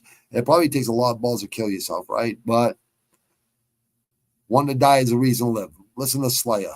Like Tom Araya says that like in between songs sometimes. Like wanting to die is a reason to live. He said, "Do you want to die?" And they all, ah. He's like, "Why?" You know, and lyrics, wanting to die is a reason to live, right? It's really true. So there are people out there with depression, all kinds of shit.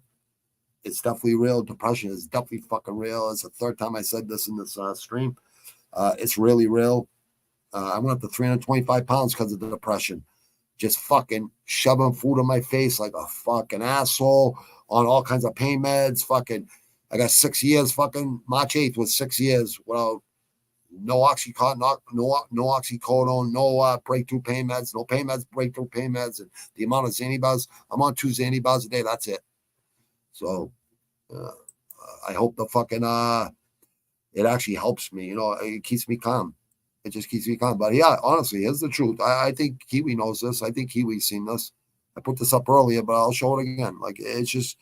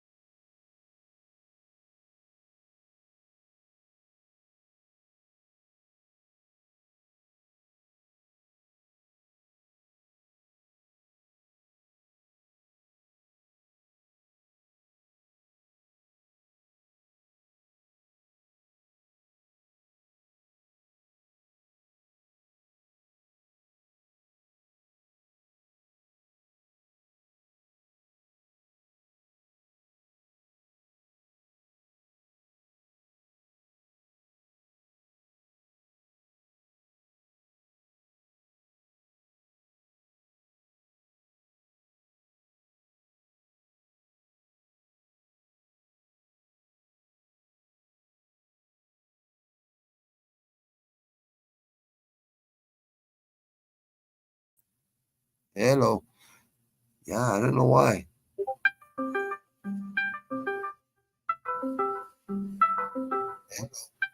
What the fuck is that sound?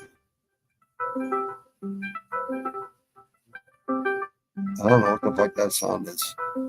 I really don't. I don't know what the fuck that sound is. Kiwi, I'll go into Discord and talk to you shortly. All right, brother? I miss you too, brother, and I appreciate what you said, brother. But you're right, bro, all right? You're definitely right. Hang in there, brother. All right, my man. I don't know what the fuck that was, man. I have no idea, but I'll figure it out right now. Thanks for telling me that, brother. But no, that's just fucking that's just overeating and fucking not giving a fuck. You know what I mean? Fucking just pure stupidity. But it all came back right away. You know what I mean? So yeah, muscle has memory. Yeah, it sucks getting back into it, but get back into it a week or two later. You'll be glad you did, and you'll be looking forward to training every fucking day. I promise you. If you need something to hold you accountable, just get at me on my fucking email address, and yeah, I mean, fucking, I'll train with you. You'll see me. I'll fucking train with you. I'll teach you a lot of fucking things. Kiwi, I turn you into a shredded fucking savage, dude. Like I get you back to where you when you were young and a cowboy, dude. Like when you felt your best. You know what I mean? Anybody out there, I'll turn anyone into a fucking. I'll get you shredded, or I'll definitely teach you how to get bigger if that's what you want to do, or stronger, or healthier. Just healthier. You will break a fucking sweat. You will be pouring sweat because I don't stop until I'm pouring sweat. So it's very important. It'll add years to your life too. Health is wealth. You got to take care of yourself. You have to. But Kiwi, it's good to see you in there, jumping in there. You were jumping in right when I was about to jump out, but it's good to see you. I can't just jump out when you're in there. And people, a lot of people, good people jumped in there tonight. I'll see you guys soon, all right? Post fights Sunday. But